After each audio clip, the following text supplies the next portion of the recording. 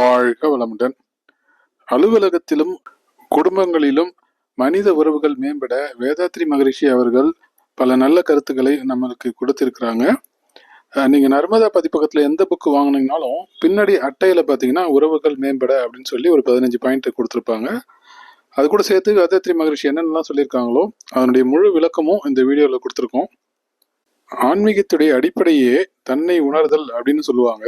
அதாவது நான் என்னுடைய செயல்களில் எந்த அளவுக்கு நல்லது விஷயங்கள் இருக்கிறது, எந்த அளவுக்கு நான் பிறருக்கு மனதாலும் செயலாலும் சொல்லாலும் உபயோகமாக இருக்கிறேன் அப்படின்றத யோசித்து பார்க்கறது தான் ஒரு ஆன்மீகவாதியுடைய அடிப்படை குணமாக இருக்கணும்.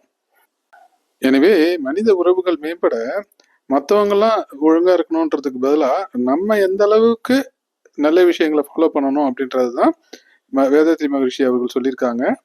ஸோ வேதாத்ரி மகரிஷி அவர்கள் என்ன சொல்லியிருக்காங்கன்னா, துன்பம் தருபவர்களையும் மனதால வாழ்க வளமுடன் என்று வாழ்த்துங்கள் அப்படி சொல்லியிருக்காங்க.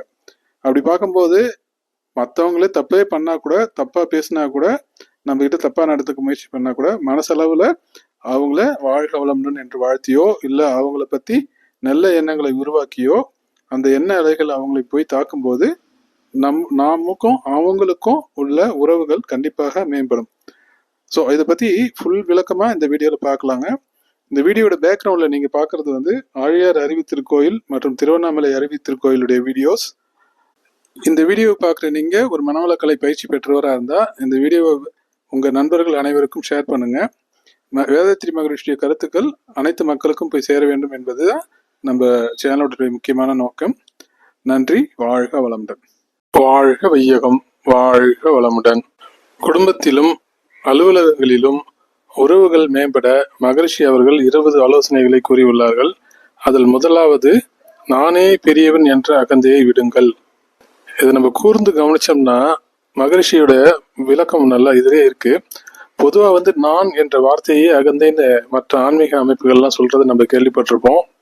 பெரியவங்களாம் அந்த மாதிரி சொல்லுவாங்க. சில பேர் நான் சொல்லாம தான் செஞ்சேன்னு சொல்லுவாங்க. இல்லைன்னா வந்து இது செஞ்சது அந்த மாதிரி அந்த நான் என்பதை முழுவதுமாக இல்லாம பயன்படுத்தாமல் இருப்பார்கள்.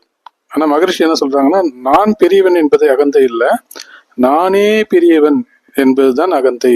அதாவது என்னால் மட்டும்தான் இதை செய்ய முடியும், வேற யாராலும் இதை செய்ய முடியாதுன்னு நினைக்கிறது. உதாரணமா பாத்தீங்கன்னா, நான் வந்து 100 புக்கு படிச்சிருக்கேன் அப்படின்னு சொன்னா அது ஒரு பெரிய அகந்தை இல்லை. நான் எவ்வளவு பெரிய ஆள் தெரியுமா, நான் மட்டும்தான் 100 புக்கு படிச்சிருக்கேன், உங்களெல்லாம் படிக்க முடியாது, நீங்களாம் வேஸ்ட், அந்த மாதிரி அர்த்தத்துல அவங்க சொல்ற விதமே அப்படிதான் இருக்கும். ஸோ அப்பதான் மற்றவங்களுக்கு கஷ்டமா இருக்கும். ஸோ பொதுவா வந்து நான் 100 புக்கு படிச்சிருக்கேன்னு சொன்னா என்ன அர்த்தம், நான் வந்து என்ன பண்ணுவாங்க பாக்குறவங்க, ஏதோ பரவாயில்ல ஏதோ தம்பட்டம் அடிச்சிருக்கான்னு நினைப்பாங்க. இல்ல பரவாயில்ல உண்மையிலேயே அவர் வந்து நல்லா படிச்சிருப்பாரு போல இருக்கு, நிறைய புத்தகத்தை படிச்சு அறிவாளியே இருப்பாரு போல இருக்கு, இந்த மாதிரி நினைக்கிறதுக்கு தான் உண்டு. ஆனா மற்றவங்க யாரும் செய்யாதது நான் செஞ்சுட்டேன் அப்படின்ற மாதிரி அவர் சொல்லும் போது அங்க வந்து ஆணவம் வெளிப்படுகிறது. அதனால இவங்கிட்டலாம் நம்ம போய் பேசணுமா அப்படின்றத மக்கள் விரும்ப மாட்டாங்க. அதனால நம்ம கிட்ட பேசுறத அவாய்ட் பண்ணுவாங்க, நம்மளை பார்த்துட்டு பார்க்காத மாதிரி போவாங்க. என்ன அப்படியே மீறி பேசினாலும் சரிங்க சார்ன்னு சொல்லிட்டு அவங்க மன போயிட்டே இருப்பாங்க. இந்த ஆணவம் அதாவது தன்முனைப்பு ஏன் வருகிறது அப்படின்னா, ஏதோ ஒரு விஷயத்த நம்ம தெரிஞ்சுக்கிட்டோம், இல்ல நம்ம கிட்ட ஒரு அதிகாரம் இருக்கு, இல்ல நம்ம கிட்ட ஒரு பணம் இருக்கு, அந்த மாதிரி ஏதோ ஒரு விஷயத்த நம்ம தெரிஞ்சுக்கிட்டதுனால நம்ம மற்றவங்களோட உயர்ந்தவங்க அப்படின்னு நினைக்கிறோம். ஸோ எப்பவுமே அந்த கம்பேரிசன் இல்லைன்னா பிரச்சனையே இல்லை. நான் தெரிஞ்சுக்கிட்டேன் அதனால நான் சந்தோஷமா இருக்கேன்றதுனால எந்த வித பிரச்சனையும் இல்லை. உண்மையிலே என்ன சொல்லுவாங்கன்னா, கற்றனை தூரும் மனக்கேணி மாந்தருக்கு தொற்றனை தூரும் அறிவு. அப்படி படிக்கதான் என்ன ஆகுமா, அறிவு வளர்ந்துகிட்டே இருக்குமா, இன்னும் படிக்கணும்னு ஆசை இருக்குமா. ஸோ அப்போ வந்து அந்த ஆசை இருக்கும்போது இந்த ஈகோவே வராது. ஐயோ நம்ம படிச்சதெல்லாம் ரொம்ப கம்மி, கட்டுறது கைமண் அளவு அப்படின்றது எப்போ வரும்னா படிக்காதவங்களுக்கு வராது. கொஞ்சோண்டு படிக்கிறாங்களா அவங்களுக்கு வராது. நிறைய படிக்கிறாங்க பாருங்க, அவங்களுக்கு தான் என்ன நினைப்பாங்கன்னா, ஓ நம்ம படிச்சது ரொம்ப கம்மி, இன்னும் படிக்க வேண்டியது நிறைய இருக்கு அப்படின்னு புரிஞ்சுக்குவாங்களாம். அப்போ அவங்க தான் சொல்லுவாங்க அடக்கத்தோட, இல்லை நான் படிச்சது ரொம்ப கம்மி தாங்க, இன்னும் நிறைய விஷயம் படிக்காம இருக்கு அப்படின்றத அவங்க உணர்வாங்க. அதே போல உண்மையான பணக்காரர்கள் சொல்றாங்க இல்லைங்களா, அதாவது ஒரு 2-3 தலைமுறையா பணக்காரங்களா இருக்காங்க அப்படின்னா, இப்ப புதிய பணக்காரர்களா இருந்தா கூட அந்த உண்மையான நேர்மையாக உழைத்து பணம் சம்பாதித்தவங்க இருக்காங்க பாருங்க, அவங்க வந்து வாழ்க்கையில ரொம்ப எளிமையா இருப்பாங்க. ஒரு சாதாரண கார் வச்சிருப்பாங்க, இல்லைன்னா நடந்து போவாங்க. கொஞ்சம் பக்கத்துல இருக்கிற இடத்துக்குலாம், எல்லா இடத்துக்கும் வந்து கார்ல போகணும்னு அவசியம் இல்லை. அந்த மாதிரி எது தேவையோ அதை மட்டும்தான் செய்வாங்க. ஸோ அவங்கள பார்த்து யாரும் வந்து பொறாமப்பட போறது இல்லை. அவங்கள பார்த்து எல்லாரும் ஒரு சந்தோஷம், அவரை பார்த்த உடனே ரொம்ப சந்தோஷம், அவர்கிட்ட போய் பேசலாம் அப்படின்னு நினைக்கணும். அதை விட்டுட்டு சில பேர் என்ன பண்ணுவாங்க, கடன் வாங்கி ஒரு பெரிய சொஃபஸ்டிகேட்டடான கார் வாங்கி, சொஃபஸ்டிகேட்டடான கார் வாங்குறது தப்புன்னு நான் சொல்லலை. கடனை வாங்கி அது வாங்கி நம்ம பெரிய ஆளுன்னு காமிச்சிக்கணும்னு நினைக்கிறாங்க இல்லையா? அது போல படிக்காமலேயே நம்ம வந்து டாக்டர் பட்டம் வாங்கணும், அதாவது மற்றவங்க நம்மளை பத்தி ரொம்ப புகழ்ந்து பேசணும், இவருக்கு எல்லாம் தெரியும் அப்படின்னு மற்றவங்களை பேசணும்னு நினைக்கிறாங்க இல்லைங்களா? அதுதான் வந்து ஆணவத்தின் வெளிப்பாடு. இந்த மாதிரி இருக்கிறதுனால என்ன ஆகுனா, ஒன்றும் இல்லை, சிம்பிளா வந்து நம்மள வந்து அவாய்ட் பண்ண ஆரம்பிப்பாங்க. நம்மளால ஏதாவது காரியம் ஆகணும்னா நம்ம கிட்ட வந்து பேசுவாங்க. அப்படி இல்லை, இவனால நம்மளுக்கு எந்த வித காரியமும் ஆக வேணாம் அப்படின்னா நம்ம கிட்ட வர்றத அவாய்ட் பண்ணுவாங்க. ஒரு சில பேர்கிட்ட பழகும் போதே பேசும்போதே இன்னும் கொஞ்ச நேரம் இவங்க கிட்ட பேசலாம், அவங்க கிட்ட பேசிட்டு இருக்கும்போதே ஐயோ ரொம்ப சந்தோஷமா இருக்கேன், இன்னைக்கு நான் நல்ல விஷயம் நாலு தெரிஞ்சுக்கிட்டேனே, இன்னும் கொஞ்சம் நேரம் பேசினா இன்னும் கொஞ்சம் தெரிஞ்சுக்கலாமே சார், அடுத்து நம்ம எப்போ சார் சந்திக்கலாம் அப்படின்னு நம்ம கிட்ட கேட்பாங்க. நம்ம கிட்ட மறுபடியும் அவங்க வந்து பேசுவாங்க, இல்லை மெசேஜ் பண்ணுவாங்க, இல்லை ஃபோன் பண்ணுவாங்க, நேர்லயே சந்திப்பாங்க, இந்த மாதிரி முயற்சி எடுப்பாங்க. இல்லை ஒருத்தர் வந்து நான் வந்து சூப்பரா பேசினேன், இன்னைக்கு வந்து பேச்சு ரொம்ப சிறப்பா இருந்ததுன்னு நானே என்னை பத்தி சொல்லிக்கிட்டேன்னு வச்சுங்களேன். ஓ அப்படிங்களா, சரிங்க, அடுத்த தடவை எப்போ பேசுவீங்கன்னு சொல்லுங்கன்னு. எதுக்குங்க நீங்களும் வந்து அட்டன் பண்றீங்களா? இல்லை நான் வந்து நீங்க எப்ப பேசுறீங்களோ அந்த இடத்துக்கு வராம இருப்பேன் அப்படின்னு விளையாட்டா சொல்லுவாங்க. அதே மாதிரி நம்மள அவாய்ட் பண்றதுக்கு தான் பார்ப்பாங்க. ஸோ நீங்க உண்மையாக வந்து உறவுகள் மேம்படணும்னு நினைச்சீங்கன்னா, ரொம்ப நான் என்ற அகந்தை இல்லாம எல்லாரும் போல எளிமையாகவும் அமைதியாகவும் இருக்கும்போது உங்களை மற்றவங்க உயர்வான நிலையில மதிப்பாங்க. உங்கள்கிட்ட பேசுறதுக்கும் உங்களுடைய உறவுல அவங்க ரொம்ப மகிழ்ச்சி அடைவாங்க. எனவே உறவுகள் மேம்பட முதலாவதாக நம்ம செய்ய வேண்டியது நம்மிடம் உள்ள நானே பெரியவன் என்ற அகந்தை விடுவது மட்டுமே. வாழ்க வையகம், வாழ்க வளமுடன். உறவுகள் மேம்பட வேதாத்ரி மகரிஷியின் 2வது ஆலோசனை: அர்த்தம் இல்லாமலும் தேவையில்லாமலும் பின் விளைவுகள் அறியாமலும் பேசாதீர்கள். இதுல வந்து முதல்ல அர்த்தம் இல்லாமல் பேசுவது அப்படின்னா என்னன்னு கேட்டீங்கன்னா, சில பேர் வந்து இந்த எதுகை மோனையா பேசுறேன்னு சொல்லிட்டு முன்னுக்கு பின் முரணா வந்து எந்த வித அர்த்தமும் இல்லாம பேசிக்கிட்டே இருப்பாங்க. அதாவது அனைவருக்கும் வணக்கம், உனக்கும் இரு நமக்கும் இல்லை சுணக்கம், இணக்கம் அப்படின்னு இது மாதிரி கம் போட்டுனே பேசிட்டே இருப்பாங்க. இதுக்கு அர்த்தம் இல்லாத பேச்சுன்னு நான் சொல்லலைங்க. சமீபத்துல நான் வந்து வாரியார் சுவாமிகள் அவருடைய ஸ்பீச் கேட்டுட்டு இருக்கும்போது அதுல வருது. ஸோ இந்த பேசுறதுக்கு அழகா இருக்கும், அந்த கேட்கறதுக்கு அழகா இருக்கும், ஆனா அதுல என்ன அர்த்தம் அப்படின்னு கேட்டீங்கன்னா ஒன்றும் பெரிய அர்த்தம் ஒன்றும் இருக்காது. ஸோ இது வந்து அர்த்தம் இல்லாம பேசுறதுன்னா இது ஒரு வகை. இதே போல பாத்தீங்கன்னா தேவையில்லாம, அதாவது அந்த சூழ்நிலைக்கு தேவையில்லாத வார்த்தைகளை பேசுவாங்க. இப்ப வந்து யாராவது ஒருத்தவங்க ஒரு முக்கியமான விஷயத்த பத்தி பேசிட்டே இருக்காங்கன்னு வச்சுங்களேன். இப்போ வந்து வீடு கட்டுறதை பத்தி பேசிட்டே இருக்காங்க, அதுக்கு சம்பந்தமா நிறைய விஷயங்களை ஒருத்தவங்க சொல்றாங்கன்னா, திடீர்னு ஒருத்தர் வந்து என்ன பண்ணுவாருன்னா ஒரு கல்யாணத்தை பத்தி பேசுவாரு. ஸோ அதுக்கும் இதுக்கும் சம்பந்தமே இல்லை, அதை பத்தி இப்ப பேச வேண்டிய அவசியமே இல்லை. ஆனா இருந்தாலும் அவர் ஏதாவது பேசணுமேன்றதுக்காக என்ன பண்ணுவாங்க, அவர் தேவையில்லாத ஒரு விஷயத்தை பத்தி பேசுவாரு. அதே மாதிரி சில விஷயங்களை சொன்னா இதனால யாருக்காவது பாதிப்பு வருமா அப்படின்றத யோசிச்சுட்டு அதுக்கப்புறம் பேசணும். அதுக்கு பேர் தான் பின் விளைவு அறியாமலும் பேசாதீர்கள்னு சொல்லியிருக்காங்க. இதற்கு நான் உதாரணம் சொல்றதை விட இந்த சமீப காலத்துல பாத்தீங்கன்னா எத்தனையோ அரசியல்வாதிகள் எத்தனையோ விஷயங்களை பேசுறதுனால பின் விளைவுகள் பாத்தீங்கன்னா அது அவங்களுக்கே திரும்பி வருது. பிறரை வந்து குற்றம் சொல்றது, பிறர் அவமரியாதை பேசுறது, இந்த மாதிரி சில விஷயங்களை சில பேர் பண்றாங்க. அதை நான் சொல்லணும்னு அவசியம் இல்லை, உங்களுக்கே நல்லா தெரியும். அது மாதிரி சொல்லும் போது என்ன பின் விளைவு வருதுன்னு கேட்டீங்கன்னா அது அவங்களுக்கே நெகட்டிவா முடிஞ்சு போகுது. அதனால பின் விளைவுகள் கொஞ்சம் யோசிச்சு பாருங்க. இது மாதிரி பேசினா மற்றவங்களுக்கு மனசு கஷ்டப்படுமா அப்படின்றத யோசிச்சு பார்த்து, சரி ஒரு குறை சொல்றதா இருந்தா கூட, அது எதிர்கட்சியா இருந்தாலும் சரி ஆளுங்கட்சியா இருந்தாலும் சரி, மற்றவங்க மேல ஒரு குறை சொல்றதா இருந்தா கூட அதை எவ்வளவு பொலைட்டா டீசெண்டா சொல்றது அப்படின்னு சொன்னீங்கன்னா அது வந்து உங்களுடைய மதிப்பை உயர்த்தும். ஸோ உங்களை பரவாயில்ல, அவருக்கு தப்பா இருந்தா கூட அவர் ரொம்ப நாசுக்கா சொல்றாரு, பொலைட்டா சொல்றாரு அப்படின்றத வந்து அவங்க உணர்வாங்க. அதனால சில விஷயங்களை சுருக்கமா பேசுறது ரொம்ப ரொம்ப நல்லது. பொதுவாக ஆன்மீகத்துல நம்ம என்ன கேள்விப்படுறோம்னா பேச்சை குறை மூச்சை கவனி அப்படின்னு சொல்லியிருக்காங்க. ஸோ இந்த அர்த்தமில்லாத பேச்சையும் தேவையில்லாத பேச்சையும் பின் விளைவுகள் அறிந்து, அதனால பின் விளைவுகள் எதுவும் கெட்ட விளைவுகளா இல்லாம விஷயங்களையும் பேசும்போதே என்ன பேச்சு வந்து குறைஞ்சி போயிடும். நம்மளுக்கு தேவையான மட்டுமே பேசலாம். வாழ்க வையகம், வாழ்க வளமுடன். வேதாத்ரி மகரிஷி அவர்களின் உறவுகள் மேம்பட வரிசையில் 3வது பகுதி. எந்த விஷயத்தையும் பிரச்சனையையும் நாசுக்காக கையாளுங்கள். இந்த நாசுக்காக கையாளுங்கள் அப்படின்னா வாழைப்பழத்துல ஊசி ஏத்துற மாதிரி சொல்லுவாங்க. அதாவது வாழைப்பழத்துல ஊசி ஏத்தினா ஏதாவது சத்தம் வருமா, இல்லை அது வலிக்குமா அப்படின்னா அது வலிக்கிற மாதிரி இருக்காது. அதே சமயத்துல அதுல எந்த வித சத்தமும் வராது. இதே வந்து நம்ம சாப்பிடும்போது பாத்தீங்கன்னா சில தின்பண்டங்கள்லாம் சாப்பிடும்போது கறக்க முழக்கம் சத்தமே வரும். அது சத்தம் அந்த மாதிரி நம்ம ஒரு வேலையை வந்து செய்யும் போது ஸ்மூத்தா செஞ்சோம்னா அது நமக்கும் சந்தோஷமா இருக்கும், மற்றவங்களுக்கும் சந்தோஷமா இருக்கும். இது வந்து என்னுடைய வாழ்க்கை அனுபவத்துல சில இடத்துல நான் நேரடியாக பார்த்துருக்கேன். ஒரு தடவை என்ன ஆச்சுன்னு கேட்டிங்கன்னா, அட்மிஷன் கமிட்டியில் ஒர்க் பண்ணிட்டு இருக்கும்போது ஸ்டூடெண்ட்ஸ் வந்து அட்மிஷனுக்கு வராங்க இல்லைங்களா. அப்போ வந்து ஒரு ஸ்டூடெண்ட்ஸ் சர்டிஃபிகேட்லாம் வெரிஃபை பண்ணும்போது ஒரு ஸ்டூடெண்ட்டுடைய செட் ஆஃப் சர்டிஃபிகேட் வந்து மிஸ் ஆயிடுச்சு. அந்த பையன் வந்து வெயிட் பண்ணிகிட்டே இருக்கான். அப்போ வந்து என்னன்னா, நான் அந்த சர்டிஃபிகேட் வெரிஃபை பண்ணது யாருன்னா நான் தான்.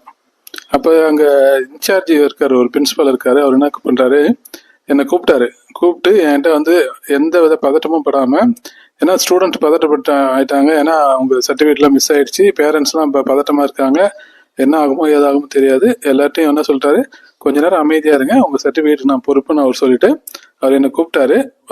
நான் போனோடனே, ஏப்பா நீ சர்டிஃபிகேட்லாம் வெரிஃபை பண்ணீங்களா, அது ஒரிஜினல் சர்டிஃபிகேட் தானேன்னு கேட்டாரு. ஆமாம் சார், அது ஒரிஜினல் சர்டிஃபிகேட் தான் சார், நான் பார்த்தேன் சார், ஞாபகம் இருக்குது சார் அப்படின்னு நான் சொன்னேன்.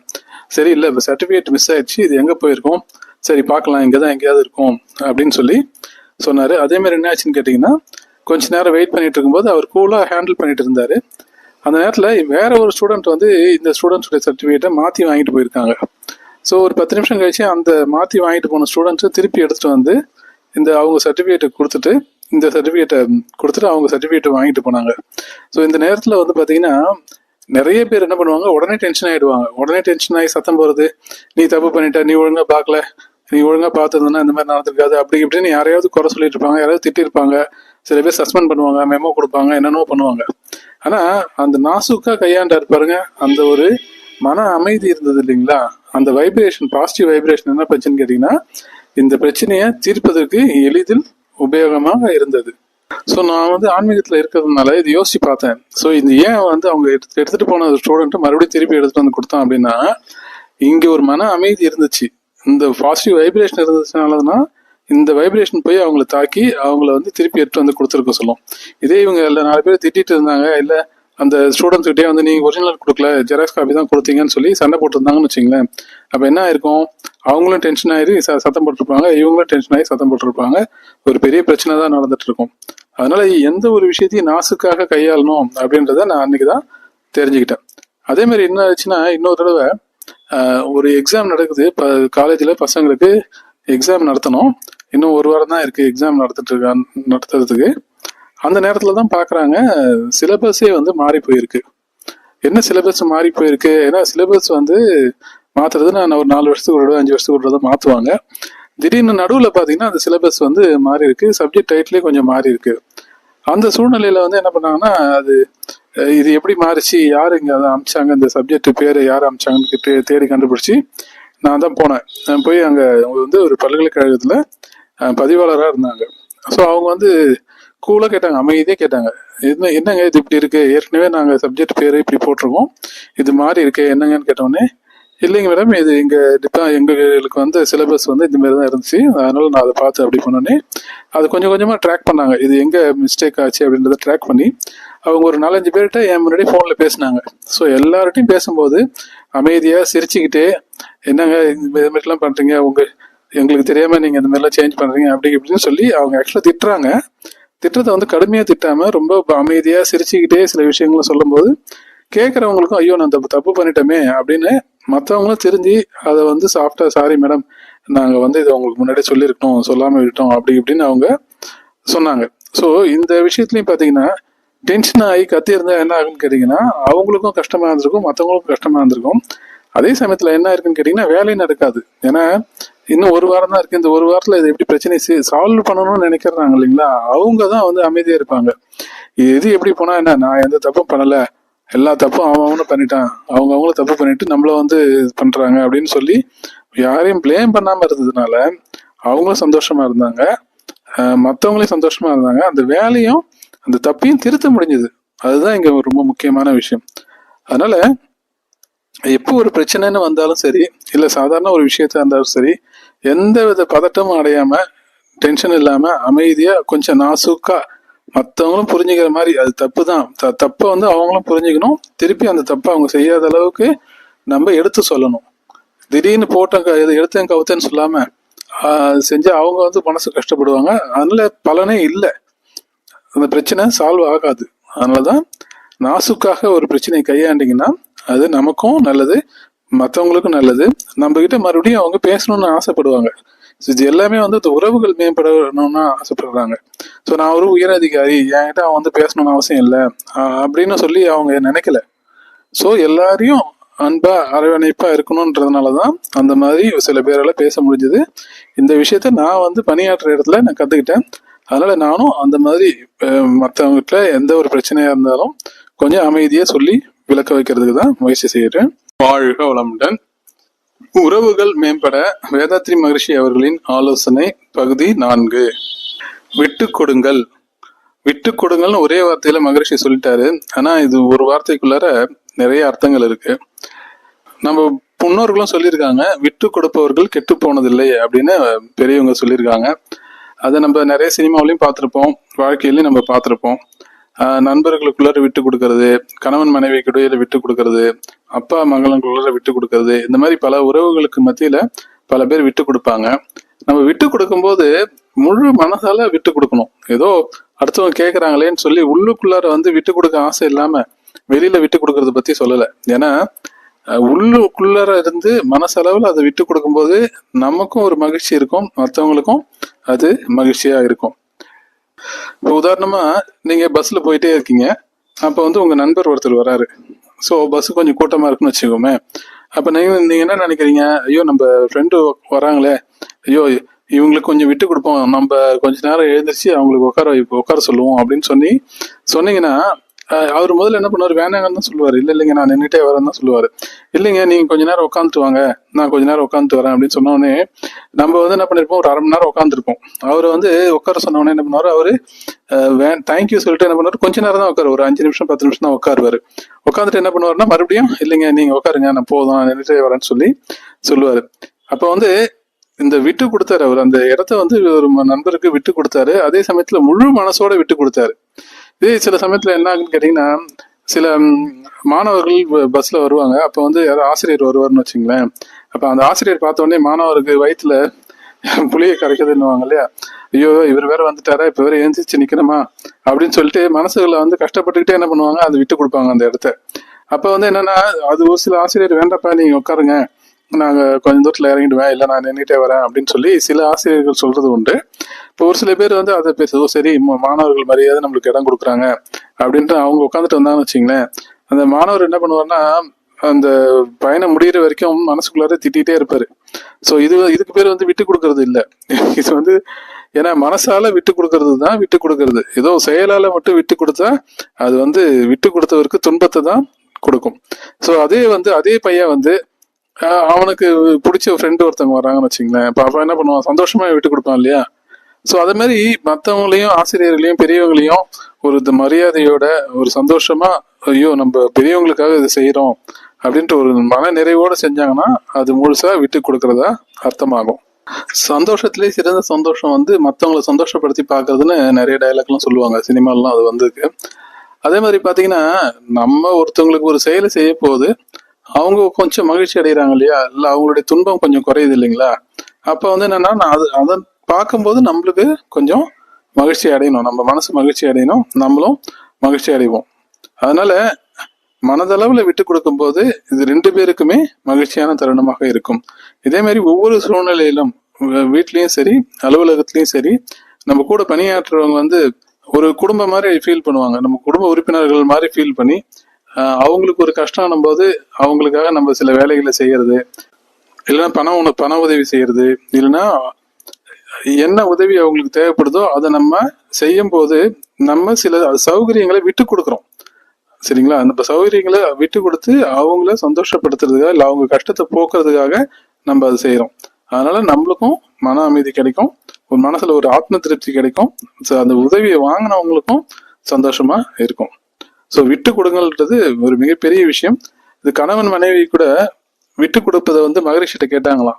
எப்ப பார்த்தாலும் நானே விட்டு கொடுத்துட்டு இருக்கேன், என் கணவர் விட்டு கொடுக்கறது இல்லைன்னு மகரிஷி இது மனைவி சொன்னாங்களாம். கணவனும் அதே மாதிரி சொன்னாங்களாம். அப்போ வந்து மகரிஷி சொன்னாங்களாம், உங்க 2 பேர்ல யாரு அதிகமான அறிவாளியோ அவங்க வந்து விட்டு கொடுங்க, மற்றவங்க விட்டு கொடுக்க வேணாம்னு சொன்ன உடனே 2 பேருமே அமைதியே போயிட்டாங்களாம். ஏன்னா நான் தான் அறிவாளி, நான் தான் விட்டு கொடுக்கணும் அப்படின்னு சொல்லிட்டு 2 பேருமே நினைச்சாங்களாம். அது மாதிரி முழு மனசோட விட்டு கொடுக்கணும் அப்படின்றத நம்ம இங்க தெளிவு மைண்ட்ல வச்சுக்கிட்டு இந்த விட்டு கொடுக்கறத முயற்சி செய்வோம். விட்டு கொடுப்பவர்கள் கண்டிப்பாக கெட்டு போனதில்லை. தற்காலிகமா அவங்களுக்கு சில அசௌகரியங்கள் வரலாம், ஆனால் நீண்ட காலத்துல அவங்களுக்கு மிகுந்த நன்மை கிடைக்கும் என்பதை நம் மனதில் வச்சுக்கணும். வாழ்க வளமுடன். வேதாத்ரி மகர்ஷி அவர்களின் உறவுகள் மேம்பட பகுதி 5. சில நேரங்களில் சில சங்கடங்களை சகித்துத்தான் ஆக வேண்டும் என்று உணருங்கள். இதை கொஞ்சம் நம்ம நல்ல விளக்கமா புரிஞ்சுக்கணும். அது சில நேரங்கள்ல தான், எல்லா நேரங்களும் இல்லை, சில நேரங்கள்ல சில சங்கடங்கள் வந்துதான் ஆகும். அந்த சங்கடங்களை நாம சகித்து கொண்டுதான் ஆக வேண்டும் என்பதை உணருங்கள். அதாவது இந்த உலகம் வந்து 100% பர்ஃபெக்ட்னு நம்ம எதிர்பார்க்க முடியாது, அந்த மாதிரி இருக்காது. நம்மளும் 100% பர்ஃபெக்ட் கிடையாது.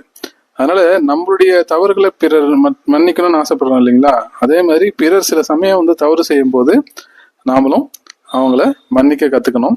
அந்த மன்னிப்புன்றது அதை ஏத்துக்கலாம். அவங்களுடைய குணாதிசயத்தை நம்ம டெம்பரவரியா ஏத்துக்கலாம், ஆல்வேஸ் சொல்லலை, எப்ப பார்த்தாலும் சொல்லலை மகரிஷி. அதான் சில நேரங்கள்ல தான் சொல்லியிருக்காங்க. சில நேரங்கள்ல சில சங்கடங்கள் வரும்போது அதை சகிச்சுக்குங்க அப்படின்னு சொல்றாங்க. ஒரு உதாரணமா பார்த்துக்கும் போது, நான் ஒரு தடவை மாணவனா இருக்கும்போது வீட்டுல இருந்து கல்லூரிக்கு பஸ்ல போயிட்டே இருந்தோம். அப்ப என்னன்னு பார்த்தீங்கன்னா, பஸ்ல வந்து பசங்க எல்லாம் பாட்டு பாடி டான்ஸ் ஆடிட்டு ஏதோ பண்ணி கரெக்டா அடிச்சுக்கிட்டு சத்தம் போட்டுட்டு போயிட்டே இருக்கிறாங்க. அந்த பஸ்ல வந்து புதுசா ஒருத்தர் வெளியூர்ல இருந்து வந்திருந்தாரு. அவர் பாத்தீங்கன்னா அந்த சிட்டி உள்ளார பாத்தீங்கன்னா ஒரு 1/2 கிலோமீட்டருக்கு ஒரு பஸ் ஸ்டாப் இருக்கும். ஸோ மொத்தம் டிஸ்டன்ஸே வந்து பாத்தீங்கன்னா பஸ் ஸ்டாப்புக்கும் காலேஜுக்கும் பாத்தீங்கன்னா ஒரு 10 கிலோமீட்டர் தான். அதுக்குள்ளார 20 ஸ்டாப்புக்கு மேல இருக்கும். அந்த 10 கிலோமீட்டரை கடக்கிறதுக்கு வந்து பாத்தீங்கன்னா பஸ்ல ஒரு 3/4 மணி நேரத்துக்கு மேல ஆயிப்போச்சு. அவர் பொறுத்து பார்த்தாரு ஒருத்தர். ஏன்னா அவருக்கு பழக்கம் இல்லை இது. அதெல்லாம் என்ன பண்ணாரு, ரொம்ப சத்தம் போட்டு எல்லாரையும் திட்ட ஆரம்பிச்சுட்டாரு. என்ன இது, இப்ப தெருவுக்கு நிறுத்திட்டு இருக்கீங்க, அதுனா பஸ் நினைச்சிங்களா, என்ன நினைச்சிங்க, அப்படி இப்படின்னு அவரு திட்டுறாரு. ஆனா இந்த பஸ் இப்படிதான் போகுன்றது அவருக்கு தெரிஞ்சுக்கல, புரிஞ்சுக்க முடியல. ஏன்னா அவர் அந்த அனுபவம் அவருக்கு இல்லை. ஸோ இது வந்து என்னன்னா, இந்த மாதிரி சில நேரங்கள்ல இந்த பஸ் இப்படிதான் போல இருக்கு, எல்லா இடத்துலயும் நிறுத்திட்டு தான் எல்லாரையும் கூட்டிகிட்டு தான் போகும் போல இருக்கு அப்படின்றத அவர் உணராததுனால, அந்த ஏத்துக்கொள்ளாததுனால அவருடைய மனசுல மிகப்பெரிய பாரம் வந்துருச்சு. அதே மாதிரிதான் நீங்க அனுபவிச்சிருப்பீங்க. நம்மளுக்கு பிடிக்காத பாட்டா போடுவாங்க சில சமயம். நம்ம வந்து ரொம்ப சாஃப்ட் மெலடிஸா பாட்டு கேட்டு பழகிருப்போம். அங்க பஸ்ல பாத்தீங்கன்னா டப்பாங்குத்து பாட்டை போட்டுட்டு இருப்பாங்க. அதையும் நிறைய பேர் ரசிப்பாங்க. ஸோ நம்மளுக்கு பிடிக்கலன்றதுனால அது யாரும் வந்து கேட்கக்கூடாதுன்னு அவசியம் இல்லை இல்லையா. இப்ப இந்த காலத்து இளைஞர்களுக்குலாம் அது ரொம்ப பிடிச்சிருக்கு, அதனால அதை அவங்க கேட்கறாங்க. எனவே நமக்கு ஒரு விஷயம் பிடிக்காட்டா கூட சில நேரங்கள்ல வந்து இந்த மாதிரி சங்கடங்கள் வந்துச்சுன்னா அதை சகித்து கொண்டுதான் ஆக வேண்டும் என்பதை இதை நம்ம அக்செப்ட் பண்ணிக்கிட்டோம்னு நினைச்சாலே போதும். சரி, நம்மளுக்கு பிடிக்கல என்னப்பா, அவங்க அதை செய்யட்டும் அப்படின்னு சொல்லி நினைச்சிட்டோம்னாலே அந்த மனசு வந்து அமைதியாயிடும். இதை நம்ம வீட்லயும் பார்க்கலாம். வீட்டுல வந்து எல்லாம் டிவி பார்த்துட்டு இருக்கும்போது பாத்தீங்கன்னா ஒருத்தருக்கும் ஒரு ப்ரோக்ராம் பிடிக்கும். ஒருத்தருக்கு கேம் ஸ்போர்ட்ஸ் பிடிக்கும், கிரிக்கெட் பார்த்துட்டு இருப்பாங்க. இன்னொருத்தவங்களுக்கு சினிமா பார்க்கணும்னு ஆசைப்படுவாங்க. இப்பதான் வந்து எல்லாம் போன்லயே வந்துடுச்சு. இருந்தாலும் வந்து சில சமயங்கள்ல ஒரு நிகழ்ச்சியை பார்க்கணும்னு ஒருத்தவங்க வரும்போது இன்னொருத்தவங்க வந்து அவங்களுடைய அதிகாரத்துலயோ இல்லை வயசுல பெரியவங்களா இருப்பாங்க, அவங்க வந்து இதுதான் வைக்கணும்னு சொல்லி கொஞ்சம் கம்பல் பண்ணுவாங்க. இதை நம்மளால மாற்ற முடியாது. சரி, அவங்களுக்காக அதை நம்ம பார்த்துக்குவோம் அப்படின்னு சொல்லிட்டு என்ன பண்ணுவாங்க, அந்த நிகழ்ச்சியை வந்து டிவியில வைப்பாங்க. ஸோ அந்த மாதிரி ஒரு சில நேரங்கள்ல ஒரு சில விஷயங்களை நம்ம சகிச்சுக்கிட்டோம்னா நம்மளுக்கு உண்டான உறவு, அந்த 2 பேருக்குள்ள உறவு வந்து நல்லா மேம்படும். சரி பரவாயில்ல, அவங்களும் நம்மளுக்கு விட்டு கொடுத்தாங்கன்னு அவங்களும் நினைப்பாங்க. நினைச்சு நம்மளுக்கு ஏதாவது தேவைப்படும் போது அவங்களும் அதை விட்டு கொடுக்கறதுக்கான நிறைய வாய்ப்புகள் உள்ளது. வாழ்க வளமுடன். உறவுகள் மேம்பட வேதாத்ரி மகரிஷி அவர்களின் 6வது ஆலோசனை: நீங்கள் சொன்னதே சரி, நீங்கள் செய்வதே சரி என்று கடைசி வரை வாதாடாதீர்கள். பொதுவாக ஆர்கியூமெண்ட் அண்ட் டிஸ்கஷன் சொல்லுவாங்க. ஆர்கியூமெண்ட்னா யார் சரியா அப்படின்னு கண்டுபிடிக்கிறது ஆர்கியூமெண்ட். அதாவது நான் சொல்றது சரியா, நீ சொல்றது சரியான்னு கண்டுபிடிக்கிறது பேர் ஆர்கியூமெண்ட். ஆனா எது சரின்னு பேசுறதுக்கு பேர் டிஸ்கஷன் சொல்லுவாங்க. அதனால நம்ம டிஸ்கஸ் பண்ணலாம், ஆர்கியூமெண்ட் பண்ணவே கூடாது யார்கிட்டையும். அதே சமயத்துல நம்ம ஒரு சில விஷயங்களை சொல்றோம், அவங்க வந்து அதை மற்றவங்க கேட்கறவங்க வந்து இல்ல நான் வந்து இப்படிதான், நீங்க சொல்றது தப்பு, நான் சொல்றதுதான் கரெக்ட்னு ஆர்கியூ பண்றாங்கன்னு வச்சுங்களேன். அவங்க கிட்ட ஃபர்தரா வந்து நம்ம பேசணும்னு அவசியம் இல்லை. சரிங்க அப்படியா அப்படின்னு சொல்லிட்டு நம்ம அதை நிறுத்திக்கலாம். அந்த டிஸ்கஷன் அப்படியே நிறுத்திக்கிட்டு நம்ம மற்ற வேலையை பார்க்கலாம். ஏன்னா அவங்களுடைய மனோபாவம் வந்து நம்ம சொல்றதை கேட்கணுன்ற நிலையில இல்லை. அவங்க கிட்ட நம்ம என்ன சொன்னாலும் அவங்க மண்டையில ஏறாது. அதனால நம்மளுடைய கருத்தை சொல்லுவோம், சொல்லாம இருக்கணும்னு சொல்லல. நீங்கள் சொன்னதே சரி, செய்வதே சரின்னு கடைசி வரைக்கும் வாதாடாதீங்க. கொஞ்சம் ஆரம்ப நிலையில சொல்லி பாருங்க. கேட்டாங்கன்னா ஓகே, கேட்கலாட்டாலும் அதை வந்து நம்ம மறந்துட்டு நம்ம வேலையை, நம்ம கடமையை நம்ம ஒழுங்கா செய்வோம். அதான் விளையாட்டா ஒருத்தர் சொன்னாரு, 2 பேர் பேசிட்டு இருந்தாங்களாம். ஒருத்தர் என்ன சொன்னாரா, நான் வந்து முட்டாள்களிடம் ஆர்கியூமெண்ட் பண்றது இல்லை அப்படின்னு சொன்னாராம். உடனே அவருக்கு கேட்டவர் சொன்னாராம், இல்ல நீங்க சொல்றது தப்பு, அது எப்படி முட்டாள்கிட்ட நீங்க ஆர்கியூமெண்ட் பண்ணலைன்னா அது தப்பா போயிடும் அப்படின்னு அவர் சொன்னாராம். ஆமாங்க, நீங்க சொன்னதுதான் சரின்னு சொல்லிட்டு அவரு பதில முடிச்சிட்டாராம். அப்ப என்னாச்சுன்னா, அந்த பதில் சொன்னார் பாருங்க, அவரே வந்து முட்டாளாக்கிட்டாரு இவரு. அதனால அதான் அந்த மாதிரி நம்மளும் வந்து தேவையில்லாத நேரத்துல, தேவையில்லாத இடத்துல, தேவையில்லாத நபர்கிட்ட நம்ம சொல்லி பார்க்கலாமே தவிர கடைசி வரைக்கும் அவங்க சொன்னதுதான், நம்ம சொன்னதுதான் கரெக்டுன்னு வாதாட வேண்டிய அவசியம் இல்லை. இதனால உறவுகள் கெட்டு போகும். ஏன்னா நான் இவ்வளவு சொன்னேங்க, அவர் கேட்கவே இல்லைன்னு நம்மளும் மற்றவங்க கிட்ட சொல்ல வேண்டியிருக்காது. அவங்களும் வந்து நம்மளை பத்தி தப்பா நினைக்க வேண்டிய அவசியம் இருக்காது. நம்ம சொல்லி பார்ப்போம். அதுக்கப்புறம் உங்க இஷ்டங்க, நீங்க சொல்லுங்க சரின்ட்டு அவரும் கேட்டுக்குவாரு. அதுக்கப்புறம் அவர் தப்பா போனா கூட அவர் நம்ம மேல எந்த வித வருத்தம் பட மாட்டாரு. பரவாயில்ல, அன்னைக்கே அவர் சொன்னாரு, நான் தான் கேட்கலன்னு நினைச்சுக்குவாங்க தவிர நம்மள தப்பா நினைச்சுக்க மாட்டாங்க. எனவே நம்ம ஆலோசனைகள் சொல்லும் போது ஓரளவுக்கு சொல்லுவோம், கடைசி வரைக்கும் அதையே கரெக்டா நினைச்சிட்டு இருக்காதீங்க. வாதாட வேணாம், வாதாடக்கூடாதுன்றதுதான் இங்க நம்ம புரிஞ்சுக்க வேண்டிய முக்கியமான விஷயம். வாழ்க வளமுடன். உறவுகள் மேம்பட வேதாத்ரி மகரிஷி அவர்களின் 7வது அறிவுரை, குறுகிய மனப்பான்மையை விட்டொழியுங்கள். இந்த குறுகிய மனப்பான்மை அப்படின்னா, நாம ஒரு சில விஷயத்த பத்தி ஒரு சின்னதா ஒரு முன் முடிவுகளோட இருப்போம். அதாவது நான் பாண்டிச்சேரியில இருக்கேன். நான் வெளியூர் போகும்போது என்கிட்ட சில பேர் பேசும்போது கேட்பாங்க, எங்கேருந்து வரீங்கன்னு. நான் பாண்டிச்சேரின்னு சொன்ன உடனே அவங்க அப்படியே முகம்லாம் ரொம்ப மலர்ச்சியா இருக்கும். ஏன்னா பாண்டிச்சேரினாலே ட்ரிங்க்ஸ் பண்றவங்க தான் இருப்பாங்க அப்படின்னு அவங்களுக்குள்ளார ஒரு குறுகிய மனப்பான்மை. அதாவது என்னன்னா, அந்த பாண்டிச்சேரினாலே ட்ரிங்க்ஸ் தான் அப்படின்னு நினைக்கிறாங்க. ஆனா நான் எல்லார்ட்டையும் சொல்லுவேன், பாண்டிச்சேரினாலே சித்தர்களுடைய ஜீவ சமாதிகள் நிறைய இருக்கிற இடம், கிட்டத்தட்ட 30 ஜீவ சமாதிகளுக்கு மேல இருக்கு அப்படின்னு நான் சொல்லியிருக்கேன். அப்படி சொன்ன உடனே அவங்களுடைய மனப்பான்மை கொஞ்சம் பெருசாகுது. அதாவது இந்த ட்ரிங்க்ஸ்ன்ற ஒரு சின்ன விஷயத்தை தவிர்த்து, ஓ சித்தர்களுடைய ஜீவ சமாதிலாம் இருக்கா அப்படின்ல, வேற என்னென்ன இருக்கு அப்படின்னு சொல்லி கேட்பாங்க. அதே மாதிரி போட்டிங் ஹவுஸ் இருக்குங்க, நிறைய பீச் இருக்கு, அந்த மேங்க்ரோவ் ஃபாரஸ்ட்லாம் இருக்கு, அந்த மாதிரி ஆரோவில் இருக்கு அப்படின்னு இதை பத்தி நிறைய சொல்ல அவங்களுக்கு பாண்டிச்சேரியை பத்தி அவங்களுக்கு ஏற்கனவே இருந்த ஒரு சின்ன மனப்பான்மையில இருந்து பெருசாகி, ஓ இவ்வளவு விஷயம் இருக்கா அப்படின்னு சொல்லி அவங்களுடைய மனம் கொஞ்சம் விரிவடையுது. இதே மாதிரிதான் எந்த ஒரு விஷயத்த எடுத்துக்கிட்டாலும் நம்மளே ஒரு விஷயத்த அசியூம் பண்ணிக்கிட்டு, இதுதான் இப்படித்தான், இவங்கெல்லாம் இப்படிதான் இருப்பாங்க அப்படின்னு சொல்றது. ஒரு சில பேர் இதை வந்து இவங்கன்னா இப்படித்தான்னு ஒரு நினைச்சிட்டு இருப்பாங்க. உதாரணமா பாத்தீங்கன்னா, வெள்ளைக்காரங்கனாலே இப்படிதான் இருப்பாங்கன்னு நம்ம ஒரு மைண்ட் செட்ல இருப்போம். வெள்ளைக்காரங்களே அவங்கள நல்லவங்களும் இருப்பாங்க, கெட்டவங்களும் இருப்பாங்க. அதாவது நம்ம வெள்ளைக்காரங்க நம்ம நாட்டை ஆட்சி செஞ்சாங்க இல்லைங்களா, அப்பவே சொல்றேன், நிறைய பேர் வந்து நம்ம நாட்டுல இருந்து நிறைய வளங்களை கொள்ளடிச்சிட்டு போனாலும் ஒரு சில பேர் நம்ம நாட்டு மக்களுக்கும் நல்லது செஞ்சிருக்காங்க. உதாரணமா பாத்தீங்கன்னா முல்லை பெரியார் அணை கூட நம்ம சொல்லலாம். அதே மாதிரி அந்த முன் முடிவு இருக்கக்கூடாது. அந்த முன் முடிவு தான் அந்த குறுகிய மனப்பான்மையை வளர்க்கும். இவங்க இப்படித்தான் அப்படின்னு. எனவே இப்ப நார்த் இந்தியன்ஸ்னா இப்படி பண்ணுவாங்க, இப்ப மலையாளிஸ்னா இப்படி இருப்பாங்க, இந்த மாதிரி நிறைய வந்து நம்ம நினைச்சிட்டு இருக்கோம். அந்த மாதிரி எந்த வித ஒண்ணுமே கிடையாது. எல்லா விஷயங்கள்லயும் எல்லா தரப்பு மக்கள்கிட்டயும் நல்லவங்களும் இருப்பாங்க, கெட்டவங்களும் இருப்பாங்க. அப்ப நம்மளுடைய மனதை வந்து பரந்த மனப்பான்மையை வச்சுக்கிட்டு இருந்தோம்னா, அந்த பரந்த மனப்பான்மையில நல்லவங்களும் இருப்பாங்க, நல்லவர்கள் அல்லாதவர்களும் இருப்பாங்க. ஸோ எல்லாரையுமே நம்ம நல்லவங்கன்னு சொல்லலை, எல்லாரையுமே நம்ம கெட்டவங்கன்னு சொல்லலை. அந்தந்த சூழ்நிலைக்கு ஏற்ற மாதிரி ஒவ்வொருத்தவங்களும் ஒவ்வொரு மாதிரி நடந்துக்குவாங்க. அதனால நம்ம கிட்ட இருக்க குறுகிய மனப்பான்மையை விட்டு ஒழிச்சிட்டோம்னா நம்ம மற்றவங்ககிட்ட பேசும்போதே அதான் நம்ம பாண்டிச்சேரின்னு சொன்ன உடனே ட்ரிங்க்ஸ்ன்னு கேட்காம என்னங்க பாண்டிச்சேரியில் ஸ்பெஷல்னு நம்ம கேட்கலாம். கேட்டவுடனே அவங்க என்ன சொல்லுவாங்க, ஓ இந்த மாதிரி சித்தர்கள் ஜீவ சமாதி இருக்கணும்னு சொல்லுவாங்க. ஓ அப்படியா அப்படின்னு சொல்லி ஸோ நம்மளுடைய மனப்பான்மையும் வளரும், நம்மளுடைய உறவுகளும் நல்ல வகையில மேம்படையும். அதாவது நமக்கும் மற்றவர்களுக்கும் உள்ள உறவு கண்டிப்பாக மேம்பாடு அடையும். வாழ்க வளமுடன். உறவுகள் மேம்பட வேதாத்ரி மகரிஷி அவர்களின் 8வது ஆலோசனை: உண்மையா பொய்யா என்று விசாரிக்காமல் ஓரிடத்தில் கேட்டதை மற்றொரு இடத்தில் சொல்லாதீர்கள் அப்படின்னு மகரிஷி சொல்லியிருக்காங்க. இது எதுக்கு பொருந்ததோ இல்லையோ, நம்ம வாட்ஸ்அப்ல ஃபார்வர்ட் பண்றோம் இல்லையா எல்லா மெசேஜும், அதுக்கு கண்டிப்பா பொருந்தது. ஏன்னா ஒரு இடத்துல ஒரு குரூப்ல வர மெசேஜை இன்னொரு குரூப்புக்கு நம்ம சிம்பிளா ஃபார்வர்ட் பண்றோம், நிறைய விஷயத்த ஃபார்வர்ட் பண்றோம். ஆனா அதெல்லாம் உண்மையான்றத வெரிஃபை பண்ணிட்டு ஃபார்வர்ட் பண்ணணும். நம்ம பெரியவங்க என்ன சொல்லியிருக்காங்கன்னா, கண்ணால் காண்பதும் பொய், காதால் கேட்பதும் பொய், தீர விசாரிப்பதே மெய் அப்படின்னு சொல்லியிருக்காங்க. ஒரு தடவை ஒரு வாட்ஸ்அப்ல என்ன வந்துச்சுன்னு கேட்டீங்கன்னா, உடல் ஊனமுற்றவர்களுக்கெல்லாம் இலவசமா செயற்கை கால் பொருத்துறதுக்கு ஒரு ஹாஸ்பிட்டலுடைய அட்ரஸ் கொடுத்துருந்தாங்க. அந்த அட்ரஸோட வெப்சைட்லாம் கொடுத்துருந்தாங்க.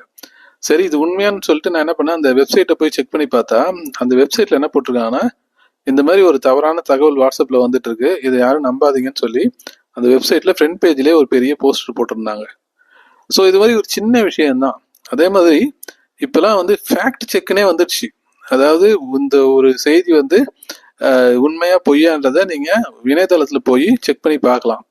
அதாவது பெங்களூர்ல மழையில முதல்ல வந்துடுச்சுன்னு சொல்லிட்டு ஒரு போட்டோவோட ஒரு செய்தி வந்தது. அது செக் பண்ணி பார்த்தா அது ஒரு பல வருஷத்துக்கு முன்னாடி வேற நார்த் இந்தியாவில் வேற ஏதோ ஒரு ஊர்ல வந்த போட்டோவை இப்ப சமீபத்துல பெங்களூர்ல பெஞ்ச மழையில முதல்ல வந்துச்சுன்னு சொல்லி போட்டிருக்காங்க.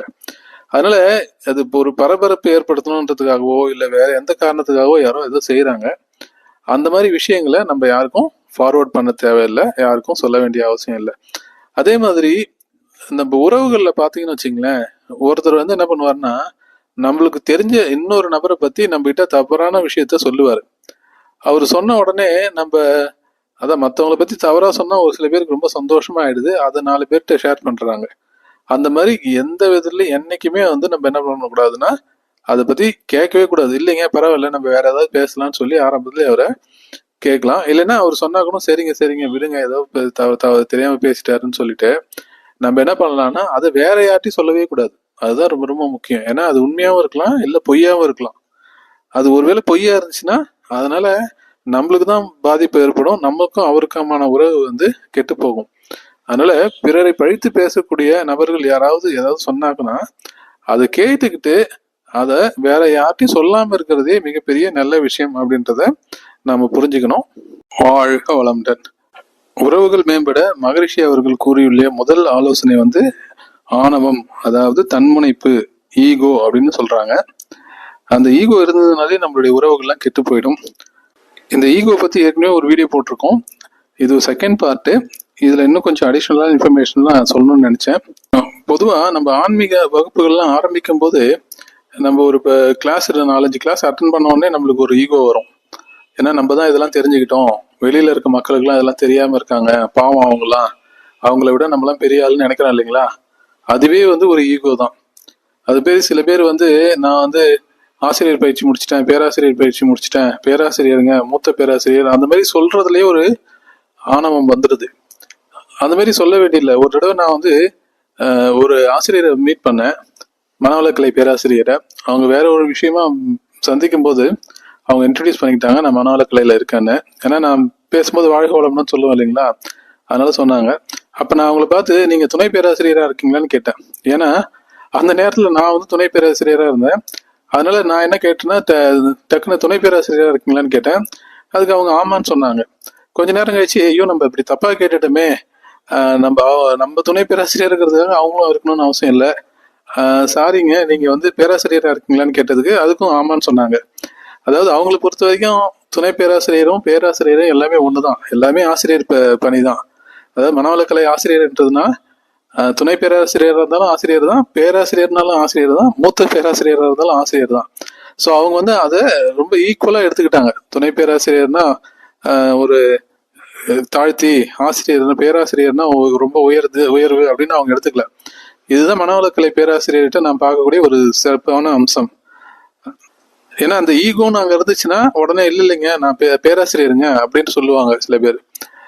அந்த ஈகோ இல்லாதனாலதான் அவங்க வந்து துணை பேராசிரியர்னு சொல்லும் போதும் பேராசிரியர்னு சொல்லும் போதும் அவங்களால அது ஒன்னா ஏத்துக்க முடியுது.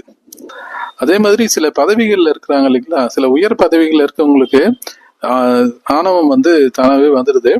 அப்ப அவங்க என்ன நினைக்கிறாங்கன்னா அவங்க என்னென்ன செய்யறாங்களோ அதுதான் சரின்னு நினைக்கிறாங்க. அதே சமயத்துல ஏதாவது தப்பு நடந்து போச்சுன்னா அதுக்கு பிறர் மேல குற்றம் சொல்லுவாங்க. ஏங்க அவர் சரியில்லைங்க, நான் ஒழுங்கா தான் சொன்னேன், நான் ஒழுங்கா தான் இன்ஸ்ட்ரக்ஷன் கொடுத்தேன், அவங்க ஒழுங்கா செய்யல, அதனாலதான் வந்து இந்த வேலை ஒழுங்கா நடக்கல அப்படின்னு சொல்லுவாங்க. அந்த மாதிரியான உயர் அதிகாரிகள்லாம் பாத்தீங்கன்னா என்னைக்காவது ஒருத்தர் லீவ் போடுறாருன்னு வச்சுங்களேன், அன்னைக்கு வந்து அந்த ஆபீஸே ரொம்ப சந்தோஷமா இருக்கும். அப்ப என்னன்னா அவர் இல்லைன்னா எல்லாரும் சந்தோஷமா இருப்பாங்க, அவர் இருந்தாருன்னா யாரும் சந்தோஷமா வேலை செய்ய மாட்டாங்கன்னா என்ன அர்த்தம்னா அவருடைய ஆணவம் அதிகமாக இருக்கிறதுன்னு அர்த்தம். பொதுவா நம்ம இல்லாட்டாலும் நம்மளை பத்தி எல்லாம் உயர்வா பேசணும், அந்த அளவுக்கு நம்மளுடைய பண்பை நம்ம வளர்த்துக்கணும். அதற்கு ஆணவம் என்பது மிக மிக பெரிய தடையாக இருக்கிறது. எனவே ஆணவம் இல்லாதவர்கள் ரொம்ப தாழ்மையா இருப்பாங்க. உயர் பதவியில இருந்தாலும் எல்லாருக்கிட்டையும் தன்மையா பேசுவாங்க. அவங்க பேசுறதுனாலே நம்ம இன்னும் கொஞ்சம் நல்ல வேலை செய்யணும்னு அவங்களுக்கு ஒரு கீழே வேலை செய்யறவங்களுக்கு எல்லாம் தோணும். அதுதான் உண்மையான வந்து உயர் அதிகாரிகள். சில பேர் வந்து டெம்பரவரியா வருவாங்க, ஒரு 3 மாசத்துக்கோ இல்ல 2 வருஷத்துக்கோ 3 வருஷத்துக்கோ அந்த பதவிக்கு வருவாங்க. அந்த பதவியில இருக்கும்போது ஆஹா ஓஹோன்னு எல்லாரையும் போட்டு மிரட்டுறது திட்டுறது, அவங்க வந்து அவங்களுடைய அதிகாரத்தை பயன்படுத்தி என்ன பண்ணுவாங்க. அந்த மாதிரி பண்றதுனால என்ன ஆகுன்னா அந்த 3 வருஷம் கழிச்சு அவங்க அந்த பதவி விட்டு போகும்போது அவங்கள யாரும் ரெஸ்பெக்ட் பண்ண போறது இல்லை, கண்டிப்பா பண்ண மாட்டாங்க. அவங்க வந்து பார்த்தாங்கன்னா இப்பதான் நீ அந்த பதவியில இல்ல, நீ என்ன பண்ண முடியும்னு சொல்ற மாதிரி அவங்கள இன்சல்ட் பண்ற மாதிரி நடந்துக்குவாங்க. அதே சமயத்துல அவரு பதவியில இருக்கும்போது உயர் அதிகாரி இருக்கும்போது எல்லார்ட்டையும் சந்தோஷமா பழகிருந்தாருன்னா அவர் ரிட்டையர் ஆகி போனதுக்கு அப்புறம் கூட அவரு தேடி வந்து பார்ப்பாங்க, எல்லாம் சந்தோஷமா பேசுவாங்க. அதே போல இந்த ஆணவம் அதிகமா இருக்கிறவங்க என்ன பண்ணுவாங்கன்னா நிறைய வெற்றிகளை விட தோல்விகள் தான் நிறைய சந்திப்பாங்க. அப்படி தோல்விகளை சந்திக்கும் போது பிறர் மேலதான் அவங்க பழிய சுமத்துவாங்க. அப்ப அதுக்கு முன்னாடியே நம்ம சில ஆலோசனைகள்லாம் சொன்னோம்னு வச்சுங்களேன், எனக்கு எல்லாம் தெரியும் போங்க அப்படின்னுவாங்க. இந்த எனக்கு எல்லாம் தெரியும் அப்படின்னு சொல்றவங்களே வந்து பாத்தீங்கன்னா அவங்களுக்கு ஒன்றும் தெரியாதுன்றதுதான் குறிக்குது. ஏன்னா எல்லாம் தெரிஞ்சவங்கன்னு இந்த உலகத்துல யாருமே கிடையாது. ஒவ்வொருத்தவங்களுக்கும் ஒரு ஒரு விஷயம் நல்லா தெரியும். அதனால எனக்கு தான் எல்லாம் தெரியும்னு சொல்ற நிறைய பேர் வந்து இந்த ஆணவத்தின் மிகப்பெரிய துன்பத்தை அனுபவிச்சு கொண்டுதான் இருக்கிறார்கள். திருவள்ளுவர் சொன்ன மாதிரி பிறப்பு ஒக்கும் எல்லா உயிருக்கும் சிறப்பு ஒவ்வா செய்தொழில் வேற்றுமையான் அப்படின்னும் போது ஒவ்வொரு உயிரும் பிறப்பால வந்து சமமா தான் இருக்கு. அவங்க செய்யற தொழில்னால அவங்களுடைய சிறப்புகள் வேறுபடுகிறது தான் சொல்றாங்களே தவிர சிறப்புகள் ஒரே மாதிரியா இருக்காதுன்னு சொல்றாங்களே தவிர சிறப்பு இல்லைன்னு சொல்லல.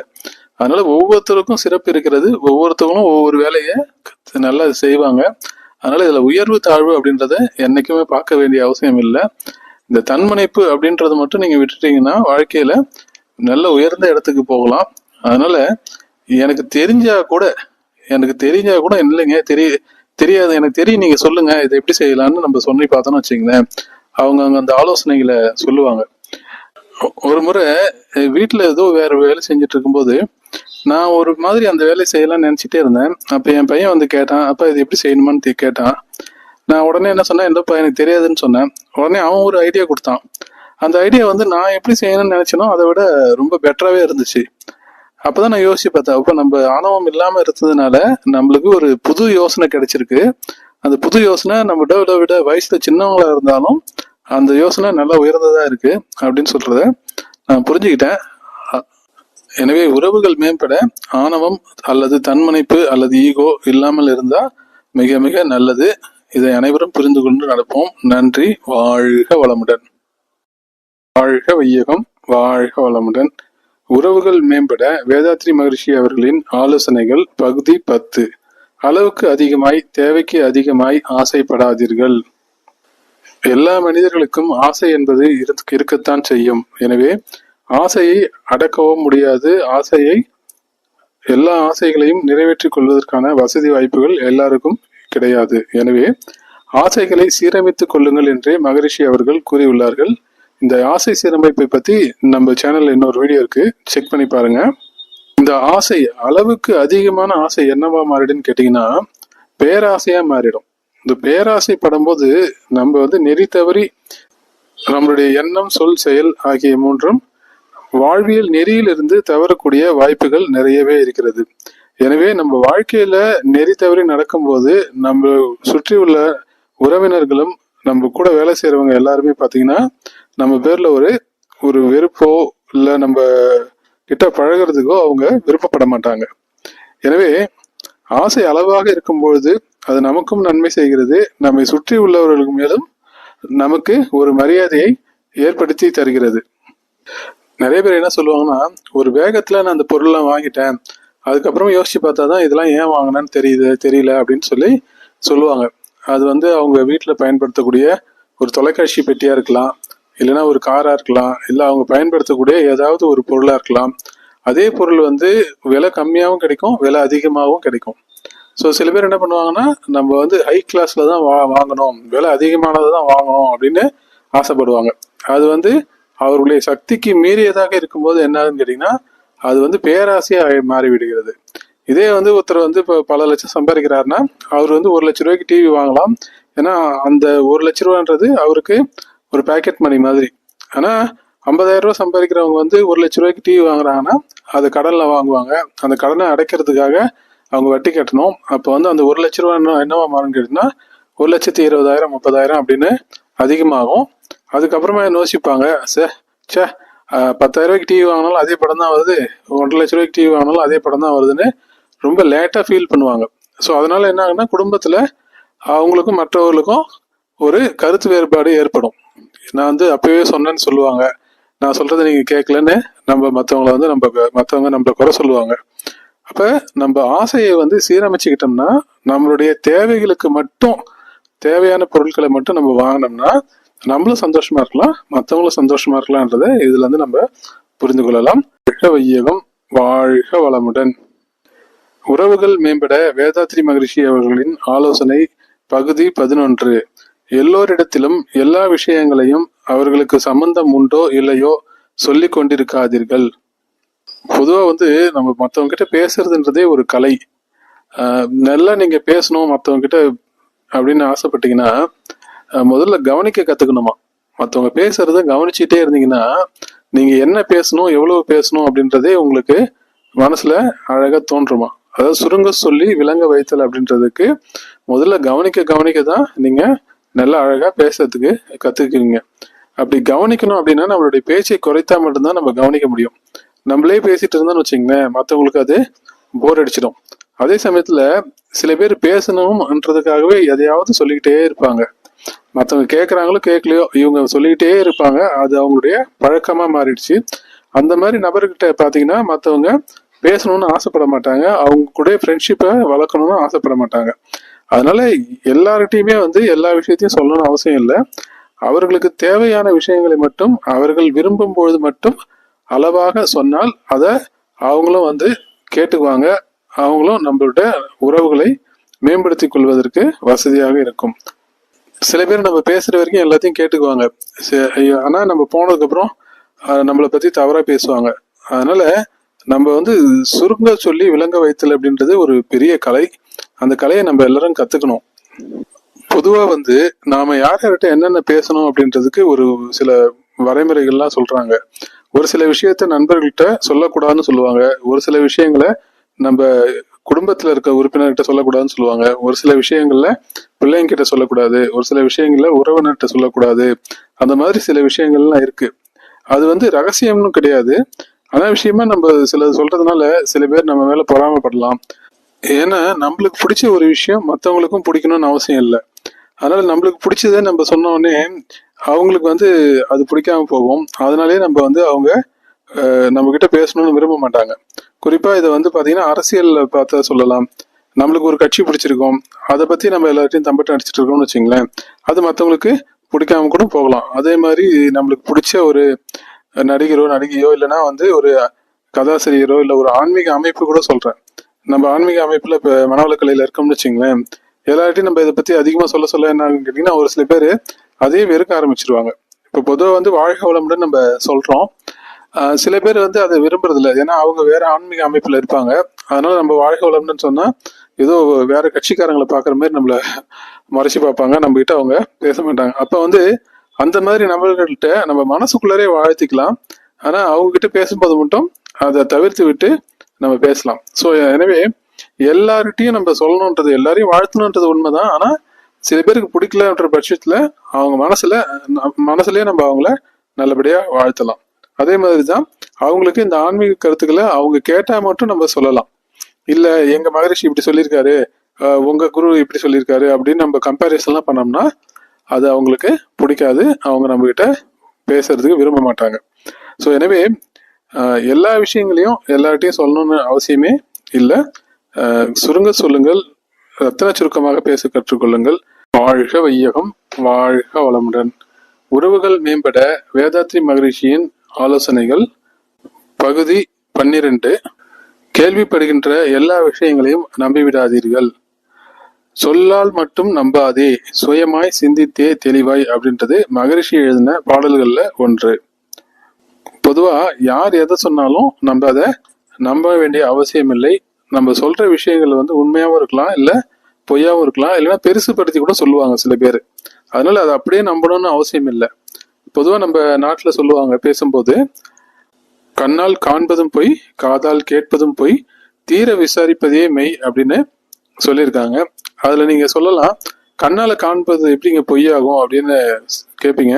அதுக்கு எளிமையான உதாரணம் இருக்கு. இப்ப காணல் நீர் பாத்தீங்கன்னா தண்ணி இருக்க மாதிரியே இருக்கும், ஆனா அங்க தண்ணி இருக்காது. அதே மாதிரிதான் சில சமயம் நம்ம பார்க்கும்போது நம்ம ஒரு சின்ன விஷயத்தான் பார்த்திருப்போம். நம்ம பார்க்கறதுக்கு முன்னாடி என்ன நடந்ததுன்னு தெரியாது, நம்ம பார்த்ததுக்கு அப்புறம் என்ன நடக்க போகுதுன்னு நம்மளுக்கு தெரியாது. ஸோ பகுதியாக மட்டுமே நம்ம பார்ப்போம். அதனால அது மட்டுமே முழு உண்மைன்னு நம்பிட்டு நம்ம அதை பத்தி மற்றவங்க கிட்ட சொல்லக்கூடாது. காதால் கேட்பது பொய் அப்படின்றது நம்ம எல்லாருக்குமே புரியும். ஏன்னா ஒருத்தவங்க சொல்றாங்கன்னா அவங்க உண்மை சொல்றாங்களா பொய் சொல்றாங்களான்றது நம்மளுக்கு தெரியாது. அதனால அதுல பொய்யும் இருக்கலாம் உண்மையும் இருக்கலாம் அப்படின்றது நம்மளுக்கு ஓரளவுக்கு விளங்குது. ஸோ இந்த மாதிரி கேள்விப்படுற விஷயத்துக்கெல்லாம் நம்பினீங்கன்னா என்ன ஆகுன்னு கேட்டீங்கன்னா, நம்ம அவங்கள பத்தி ஒரு முன்முடிவுகளை வரும். இப்போ ஒரு 3வது நபரை பத்தி நம்ம கிட்ட சொல்றாங்கன்னு வச்சுங்களேன், அவங்க இப்படி பண்ணாங்க அப்படி பண்ணாங்க நம்ம சொன்னோம்னா, நம்ம அதை நம்புறோம்னா என்ன ஆகுன்னா, நம்ம அடுத்த தடவை அந்த குறிப்பிட்ட நபர்கிட்ட நம்ம பேசும்போது அதே மாதிரி சிந்தனை வரும். அதனாலதான் என்ன ஆச்சுன்னு கேட்டீங்கன்னா, அந்த மாதிரி எதையுமே நம்ம கேட்க வேண்டிய அவசியமே இல்லை. அப்படி கேட்டாலும் அதை நம்ப வேண்டிய அவசியமே இல்லை. ஒரு முறை என்ன நினைச்சுன்னா, கூட இருக்கிற நண்பர்கள்லாம் ஒரு பார்ட்டிக்கு போயிருந்தாங்க. அந்த பார்ட்டியில எல்லா நண்பர்களும் போயிருக்கும்போது ஒரு சில பேர் ட்ரிங்க்ஸ் சாப்பிட்டாங்கன்னு சொல்லி எனக்கு சொன்னாங்க. அப்படி சொல்லும் போது நான் என்ன சொன்னேன்னா, அவங்க பேர்லாம் சொல்ல ஆரம்பிச்சாரு. அப்பயே நான் என்ன சொன்னேன், வேணாம் அவங்க பேர்லாம் சொல்லாதீங்க அப்படின்னு நான் சொல்லிட்டேன். ஏன்னா அது உண்மையா பொய்யா இருந்தா கூட அடுத்த முறை அவங்கள நான் பார்க்கும்போது, ஓ இவங்க தானே ட்ரிங்க்ஸ் சாப்பிட்டாங்க அப்படின்னு என் மனசுல எந்த வித எண்ணமும் வரக்கூடாது. ஸோ எல்லார்ட்டையும் நான் நல்ல முறையில பழகணும் அப்படின்றதுனால நான் அந்த ஒரு விஷயத்தையே இந்த நபர் பண்ணாரு, அப்படி பண்ணாரோ பண்ணலையோ அதை பத்தி எனக்கு வேணாம், அவரை பத்தி எந்த வித விஷயமும் நீங்க சொல்ல வேண்டாம், அப்படி அது அவங்கவுங்க தனிப்பட்ட விஷயம் அப்படின்னு சொல்லி நான் சொன்னேன்னு வச்சுங்களேன். அப்போ எனக்கு தோணுச்சு, நம்ம கேள்விப்படுற இந்த விஷயத்த பத்தி நம்ம முழுசா நம்பணும்னு அவசியம் இல்லை, முழுசா நம்பாம இருக்கணும்னு அவசியம் இல்லை. அது தேவை வரும்போது சூழ்நிலைக்கு ஏற்ற மாதிரி நம்ம முடிவு பண்ணிக்கலாம். ஆனா இதை வச்சு மட்டுமே முடிவு பண்ணக்கூடாது அப்படின்றத நம்ம புரிஞ்சுக்கிட்டேன். வாழ்க வளமுடன். உறவுகள் மேம்பட வேதாத்ரி மகரிஷி அவர்களின் 13வது அறிவுரை. அற்ப விஷயங்களை பெரிதுபடுத்தாதீர்கள். உதாரணமா பாத்தீங்கன்னா, நம்ம ஃப்ரெண்ட்ஸ் யாராவது வழியில பாக்குறோம்னு வச்சுங்களேன், அவங்க ஏதோ ஒரு வேலையா இல்ல போன் பேசிக்கிட்டு போயிட்டே இருக்கிறாங்க. நம்ம அவங்கள பார்த்து கையை காட்டுறோம்னு வச்சுங்களேன், அந்த சமயத்துல அவங்க நம்மள கவனிக்காம அவங்க வேலையை பார்த்துட்டு போயிட்டே இருந்தாங்கன்னு வச்சுங்களேன், இது ஒரு சாதாரண விஷயம்தான். அவங்களுக்கு ஏதோ ஒரு முக்கியமான விஷயமா இருக்கலாம், இல்ல அவசரமான வேலையா இருக்கலாம். அதனால நம்மள உண்மையா அவங்க கவனிக்காம கூட இருக்கலாம். இந்த விஷயத்த பெரிதுபடுத்தாம அப்படியே விட்டுட்டோம்னா அடுத்த முறை அவங்கள பார்க்கும்போது நம்ம கிட்ட சகஜமா பேசுறதுக்கு நிறைய வாய்ப்புகள் இருக்கு. ஆனா சில பேர் என்ன பண்ணுவாங்க, இதை ரொம்ப பெருசாக்கி அவன் என்னை மதிக்கவே மாட்டான், நான் அவளை பார்த்து கை காமிச்சேன் அவன் கவனிக்காம போயிட்டான் அப்படின்னு பெருசுபடுத்துவாங்க. இந்த மாதிரி சின்ன சின்ன விஷயங்களை நம்ம பெருசுபடுத்தாம இருந்தாலே உறவுகள் நல்ல முறையில மேம்படும். வாழ்க வளமுடன். வேதாத்ரி மகரிஷி அவர்களின் உறவுகள் மேம்பட பகுதி 14. உங்கள் கருத்துக்களில் உடுப்புப்பிடியாய் இல்லாமல் கொஞ்சம் தளர்த்தி கொள்ளுங்கள். எந்த ஒரு விஷயத்தை எடுத்துக்கிட்டீங்கனாலும் 100% நன்மை என்றோ அல்லது 100% தீமை என்றோ இருப்பதற்கான வாய்ப்புகள் இல்லை. எனவே நம்முடைய கருத்து மட்டுமே உயர்ந்ததாக எண்ணிக்கொண்டு அதையே முழுவதுமாக மற்றவர்களும் பின்பற்ற வேண்டும் என்ற அவசியம் இல்லை. நமக்கு பிடிச்சதை நம்ம எப்படி செய்யறோமோ அதே மாதிரி அடுத்தவங்களுக்கு பிடிச்சதை அடுத்தவங்க செஞ்சுட்டு தான் இருப்பாங்க.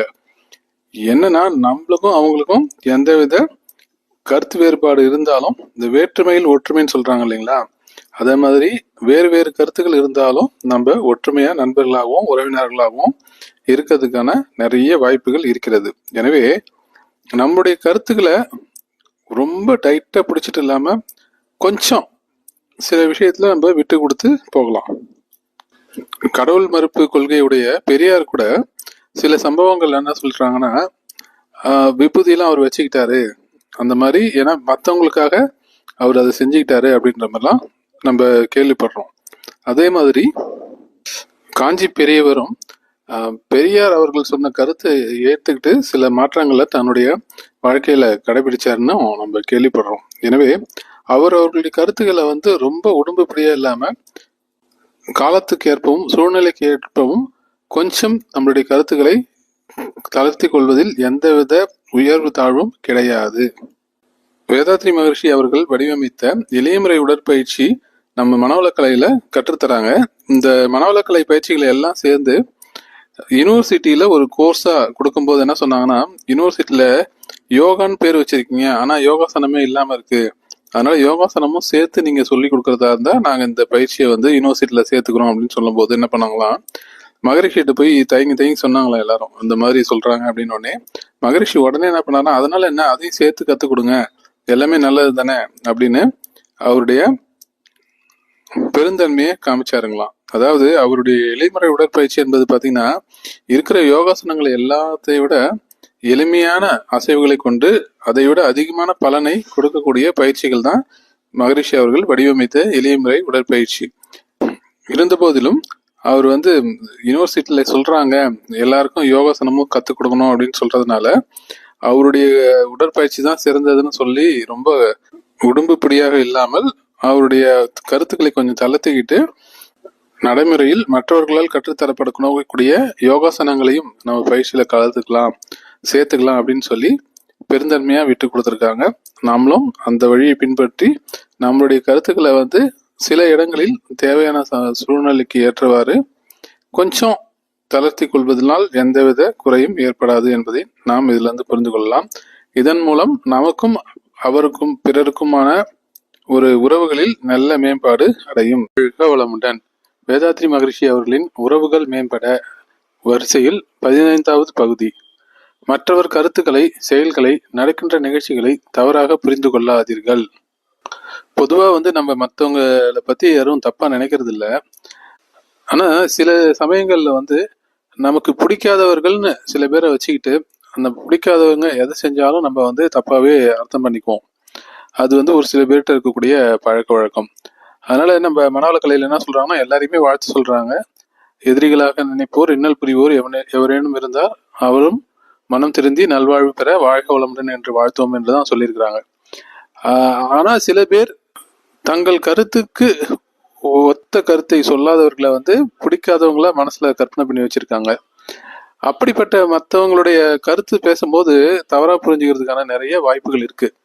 அதனாலதான் நமக்கு எதிரிகள் என்றோ பிடிக்காதவர்கள் என்றோ யாருமே இல்லாம இருந்துட்டோம்னா நம்ம எல்லாருடைய நிகழ்ச்சி எல்லார பத்தியுமே அவங்க செய்யறது பேசுறது எல்லாத்தையுமே நம்ம நல்லாவே புரிஞ்சுக்கலாம். ஒரு சின்ன கதை எனக்கு ஞாபகத்துக்கு வருது. ஒரு ஸ்கூல்ல பசங்கள்லாம் போயிட்டு இருக்கும்போது மழை பெஞ்சுதுங்களா.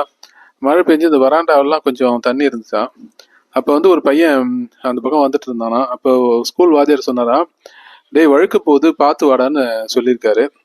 அதை கேட்டுட்டே ஒரு பிரின்சிபால் பின்னாடி வந்தாராம். அந்த பிரின்சிபால் அந்த வாத்தியாரை கூப்பிட்டு நல்லா திட்டிட்டு போனாருங்களாம். ஏன்னு இவருக்கு ஒன்றும் புரியவே இல்லையா. அப்புறமா தான் புரிஞ்சுது, அந்த பிரின்சிபாலுக்கு வழுக்கத்தலை இருக்கு. அவர் வழுக்க போகுதுன்றது அவர் எப்படி புரிஞ்சுட்டாருன்னா, தரையில வழுக்க போகுதுன்றதுக்கு மறந்துட்டு வழுக்கத்தலையும் போறான், நீ பார்த்து வா அப்படின்னு இவர் பிரின்சிபால் தவறா புரிஞ்சுக்கிட்டாருங்களாம். இந்த மாதிரி இவங்க ஒரு விஷயத்த நினைச்சு சொல்றாங்க, ஆனா அவங்க வேற மாதிரி புரிஞ்சுக்கிறாங்க. எனவே நீங்க யாரையும் தப்பா புரிஞ்சுக்க வேணாம்னு நினைச்சீங்கன்னா, எல்லாரும் செய்யறது சரியா புரிஞ்சுக்கணும்னு நினைச்சீங்கன்னா எல்லாரையுமே சரியான மனிதர்களா பாருங்க. அவர்கள் தவறு செய்தாலும் அவர்களுடைய சூழ்நிலை என்பது வேறு, அவருடைய கருமைய பதிவுகள் என்பது வேறு. அதனால அவங்களையும் நம்ம வாழ்க வளமுடன் வாழ்த்திக்கிட்டே வந்தோம்னா மற்றவர்களுடைய செயல்களை நாம் எப்போதுமே தவறாக புரிந்து கொள்ள மாட்டோம். நம்முடைய நட்பு அனைவரிடத்திலும் நல்லபடியாக இருக்கும். சரி, அப்ப தப்பு பண்றவங்களை வாழ்த்திட்டே வந்தா என்ன நடக்கும்னு கேட்டீங்கன்னா, அவங்க வெளியில மற்றவங்க கிட்ட தப்பு பண்ணா கூட நம்ம கிட்ட வரும்போது அமைதியாயிடுவாங்க, நம்ம கிட்ட அன்பா பேசுவாங்க. ஏன்னா நம்ம மனசுல அவங்கள பத்தி எந்த தவறான எண்ணமும் கருத்தும் வச்சில்ல. அதனால இது ஆட்டோமேட்டிக்காவே நடக்கும். மனவளக்கலை அன்பர்கள் நிறைய பேர் இதை சொல்லியிருக்காங்க.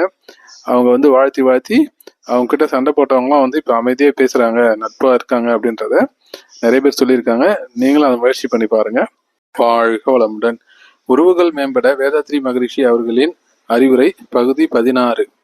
மற்றவர்களுக்கு உரிய மரியாதையை காட்டவும் இனிய இதமான சொற்களை பயன்படுத்தவும் தவறாதீர்கள். பொதுவாகவே எல்லா மக்களும் மற்றவர்களுக்கு மரியாதை கொடுக்கறத நம்ம பார்த்திருப்போம். தங்களை விட வயசுல குறைவானவர்களை ஒரு சில பேர் மரியாதையா சொல்றது இல்ல. இங்க வாடா, இதை செய்டா, அப்படி இப்படின்னு சொல்றதை நம்ம பாக்குறோம். பள்ளியிலையும் சரி, கல்லூரிகளிலும் சரி, ஒரு சில ஆசிரியர்கள், எல்லா ஆசிரியர்களும் இல்லை, ஒரு சில ஆசிரியர்கள் மாணவர்களை இந்த மாதிரி ஒருமையில பேசுறத நம்ம பார்த்துருக்கலாம். அந்த மாதிரி பேசுறதுனால மாணவர்களுக்கு நம்ம மேல ஆசிரியர்கள் மேல மிகப்பெரிய மரியாதை வராது. நான் ரொம்ப வருஷத்துக்கு முன்னாடி இப்ப காலேஜில் படிக்கும்போது ஒரு பெரிய ப்ரொஃபஸர் என்ன, வாங்க நீங்க எதுவும் கேட்காம இருக்கீங்க, நீங்க ஏதோ சந்தேகம் கேளுங்களேன் அப்படின்னு சொல்லி வகுப்பு எடுத்துட்டு இருக்கும்போது என்ன கேட்கிறாரு. அவருடைய வயசும் என்னுடைய வயசும் பாத்தீங்கன்னா ரொம்ப அதிகம். அவர் அவருடைய அனுபவம் கூட என்னுடைய வயசா இருக்காது. எனக்கு இப்போ 17 வயசு தான். அவருடைய வயசு ஒரு 45-50 வயசு இருக்கும். அவர் ஒரு 30 வருஷம் அனுபவமா வாய்ந்தவராக இருப்பாரு. ஆனா அவர் என்னை பார்த்து அப்படி சொல்லும் போது எனக்கு ரொம்ப மகிழ்ச்சியா இருந்துச்சு. ஆக வயசுல பெரியவங்களுக்கு மரியாதை கொடுக்கறது இயல்பா வரும். ஏன்னா மரியாதை இல்லாம பேசினோம்னா அவங்க நம்மளுக்கு கேட்கிற கேள்விக்கு பதில் சொல்ல மாட்டாங்க. ஆனா வயது குறைவானவர்களிடத்தும் ஒத்த வயது உடையவர்களிடத்தும் நீங்க உரிய மரியாதையை கொடுங்க. எல்லார்கிட்டையுமே அன்பா பேசுங்க. அன்பா பேசுறதுனால நம்மளுக்கும் சந்தோஷமா இருக்கும், மற்றவங்களுக்கும் அது சந்தோஷமா இருக்கும். நம்மளுக்குள்ளக்குள்ளார ஏதாவது பிரச்சனை இருந்தா கூட அதை வெளியில காட்டாம மற்றவங்களுக்கு மேல அன்பா இருங்க. எனக்கு தெரிஞ்சு ஒரு சில பேர் எல்லாம் நான் பழகும் போது பார்த்துருக்கேன். அவங்க எப்ப பேசினாலும் ஒரு ஸ்மைலிங்கா பேசுவாங்க. அதாவது சிரிச்சு சிரிச்சு பேசுறது வேற, நகைச்சுவையா பேசுறது வேற. ஆனா எப்போதுமே அவங்க பேசும்போது முகத்துல ஒரு ஸ்மைல்னு சொல்லுவாங்க, ஒரு புன்னகை அப்படின்றது இயல்பாகவே இருக்கும். அனாவசியமா மற்றவங்களை பத்தி தப்பா பேச மாட்டாங்க. தேவையான சொற்களை மட்டும் பேசுவாங்க, தேவையில்லாம வளவலன்னு பேச மாட்டாங்க. அன்பா இதமா பேசுவாங்க. அந்த மாதிரி பேசும்போது அந்த மாதிரி மனிதர்கள்கிட்ட நம்ம பழகணும் அப்படின்றது இயல்பாவே எல்லாருக்கும் தோணும். அதனால மற்றவங்ககிட்ட பேசும்போது ஒரு மரியாதையோடவும் ஒரு இதமான சொற்களையும் பயன்படுத்தினீங்கன்னா உங்களுக்கும் மற்றவர்களுக்குமான உறவுகள் கண்டிப்பாக மேம்படும். வேதாத்ரி மகரிஷி அவர்கள் இதைத்தான் ரொம்ப தெளிவா சொல்லியிருக்கிறாங்க. வாழ்க வளமுடன். வேதாத்ரி மகரிஷி அவர்களின் உறவுகள் மேம்பட ஆலோசனையின் பகுதி 17. புன்முறுவல் காட்டவும் சிற்சில அன்பு சொற்களை சொல்லவும் கூட நேரமில்லாதது போல் நடந்து கொள்ளாதீர்கள். தற்கால உலக சூழ்நிலையில் எல்லாருக்குமே பரபரப்பான வாழ்க்கை இருக்குது. எல்லாரும் அவசர அவசரமா வேலைக்கு போறாங்க, அங்க வேலை செய்யற இடத்துல பரபரப்பா வேலை செய்யறாங்க. இதெல்லாம் இயல்பா எல்லா இடத்துலயும் இருக்கிறது தான். அதே சமயத்துல நம்ம கூட வேலை செய்யறவங்கள்ட்டையும் நம்மளுடைய குடும்ப உறுப்பினர்கள்ட்டையும் ஒரு அன்பான முகத்தை வச்சுக்கலாம். ஒரு ஸ்மைலிங் ஃபேஸ் அப்படின்றத சொல்லுவாங்க. உள்ளுக்குள்ளார எவ்வளவு பிரச்சனை இருந்தாலும் அந்த ஸ்மைலிங் ஃபேஸ், அகத்தின் அழகு முகத்தில் தெரியும்னு சொல்லுவாங்க. முகத்துல அதை ரொம்ப வெளிக்காட்டாம ஒரு செயற்கையாவே சிரிச்சு பாருங்களேன். செயற்கையா சிரிச்சு பார்த்து, அதாவது ஸ்மைலிங் ஃபேஸோடவே இருந்து பாத்தீங்கன்னா இந்த வெளிப்புறத்துல இருக்கக்கூடிய மகிழ்ச்சி உள்ளுக்குள்ளாரையும் தானே போகும். எனவே நீங்க என்னதான் வேகமா போனாலும், என்னதான் பரபரப்பான வாழ்க்கையில இயங்கிட்டு இருந்தாலும், அக்கம் பக்கத்துல இருக்கவங்க பேசும்போது கொஞ்சம் ஒரு ஸ்மைலிங்கா, அதாவது கலகலன்னு சிரிக்கணும்னு அவசியம் இல்லை, சாதாரணமா ஒரு ஸ்மைலிங்கா பார்த்து என்ன எப்படி இருக்கீங்க அப்படின்னு சொல்றதுக்கு என்ன ஒரு 5 செகண்ட் 10 செகண்ட் ஆகும், அவ்வளவுதான். ஏதோ நம்மளுக்கு ஏதோ மணிக்கணக்கா நம்ம பேசி மற்றவங்க கிட்ட நேரத்தை வீணாக்க போறது இல்லை. அதிகபட்சம் 1 நிமிஷம் 2 நிமிஷம் நம்ம போறோம், பாக்குறோம், வழியில லிஃப்ட்ல போகும்போது ஒரு லிஃப்ட் கீழே இருந்து மேலே போகிறதுக்கு என்ன ஒரு 10 செகண்ட் ஆகுமா, 20 செகண்ட் ஆகுமா? அந்த நேரத்துல கொஞ்சம் ஸ்மைலிங்கே பேசலாம். எப்படி இருக்கீங்க, இப்படி வேலைலாம் எப்படி போயிட்டு இருக்கு அப்படின்னு சொல்லலாம். உங்களுடைய நிகழ்ச்சிகள் ஏதாவது இருந்தால் பகிர்ந்துக்கலாம். இந்த மாதிரி சொல்லும் போது அன்பா நம்ம பேசும்போது அது மற்றவங்களுக்கு மனதுக்கு ரொம்ப இதமா இருக்கும். இந்த உலகத்துல இருக்க எல்லா மக்களுமே அந்த அன்பான பேச்சுக்கு தான் ஏங்கிட்டு இருக்காங்க. எதிர்காலத்துல வந்து இந்த ஆன்லைன் கிளாஸ் இந்த மாதிரி விஷயங்கள்லாம் வந்து அதிகமா ஆனா கூட நேருக்கு நேராக பார்த்து பேசுறது, அந்த ஃப்ரெண்ட்ஷிப்பை டெவலப் பண்றதுன்றது ரொம்ப ரொம்ப முக்கியமான விஷயமா கருதப்படும். ஏன்னா இப்பயே அது அது ரொம்ப முக்கியத்துவம் வாய்ந்ததா ஆயிடுச்சு.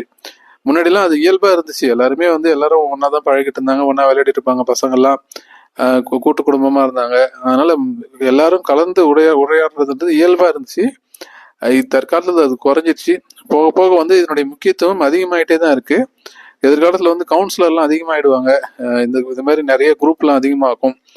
ஃபோன் இல்லாம 1 hour ஸ்பெண்ட் பண்ணுங்க அப்படின்லாம் கூட விளம்பரம் வந்தாலும் ஆச்சரியப்படுறதுக்கு இல்லை. ஏன்னா அந்த மாதிரியான விஷயங்கள் வந்து இப்ப தேவைப்படுது. எனவே என்னதான் நீங்க சீரியஸா இருந்தா கூட, பரபரப்பா இருந்தா கூட, மற்றவங்க கிட்ட ஒரு ஸ்மைல் பண்ணிட்டு ஒரு சின்ன சின்ன விஷயங்களை பேசுங்க. அது வந்து உங்களுடைய உறவுகளை மற்றவங்க கிட்ட அதிகப்படுத்துவதற்கு கண்டிப்பாக உறுதுணையாக இருக்கும். வாழ்க வளமுடன். உறவுகள் மேம்பட வேதாத்ரி மகர்ஷி அவர்களின் ஆலோசனை பகுதி 18. பேச்சிலும் நடத்தையிலும் திமிர்த்தனத்தையும் தேவையில்லாத மிடுக்கையும் காட்டுவதை தவிர்த்து அடக்கத்தையும் பண்பாட்டையும் காட்டுங்கள். இந்த உறவுகள் மேம்படன்றதுல முதலாவது அறிவுரை என்னன்னு கேட்டீங்கன்னா, நானே பெரியவன் என்ற அகந்தையை விடுங்கள்னு மகிழ்ச்சி சொல்லியிருப்பாங்க.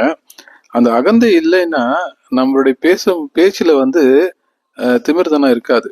பேசுறதுலயும் செய்யற செயல்கள்லயும் திமிர்தனம் இருக்காது. தேவையில்லாத மிடுக்குன்னா எல்லாருக்கும் ட்ரெஸ்ஸு தேவைதான். ஆனா நான் காஸ்ட்லியா தான் ட்ரெஸ் பண்ணுவேன், நான் பண்ணா இவ்வளவு சென்ட் அடிச்சுக்கிட்டு தான் போவேன், இந்த மாதிரி எக்ஸ்ட்ரா ஃபிட்டிங்லாம் சொல்றாங்க இல்லைங்களா, அது வந்து அவங்க கிட்ட இருக்கு போட்டுக்கிறாங்க, அதனால ஒன்றும் தப்பு இல்லை. ஆனா அதுதான் உயர்வானதுன்னு நினைச்சு பேசுவாங்க அவங்க. அதுதான் இங்க கஷ்டமா இருக்கும். அதாவது உங்ககிட்ட நீங்க ட்ரெஸ் சென்ட் அடிச்சுக்கணுமா அடிச்சிங்க, இல்லை வந்து காஸ்ட்லியா ட்ரெஸ் பண்றீங்களா பண்ணீங்க. அதே சமயத்துல பிறரையும் மதிக்கணும். பிறரையும் வந்து மதிச்சுக்கிட்டு நம்ம பசங்ககிட்ட அன்போட இருந்தோம்னா, நீங்க போட்டிருக்க காஸ்ட்லியான ட்ரெஸ் யாரும் பத்தி பேச மாட்டாங்க. ஓ, அவர் அன்பானவர் அப்படிதான் நினைப்பாங்களே தவிர, அவர் காஸ்ட்லியான ட்ரெஸ் பண்ணியிருக்காரு அதனால அவர் அன்பா பேசுறாருன்னு யாரும் சொல்ல மாட்டாங்க. எனவே இங்க அன்பு தான் முக்கியமே தவிர வந்து பகட்டு வந்து முக்கியமே இல்லை.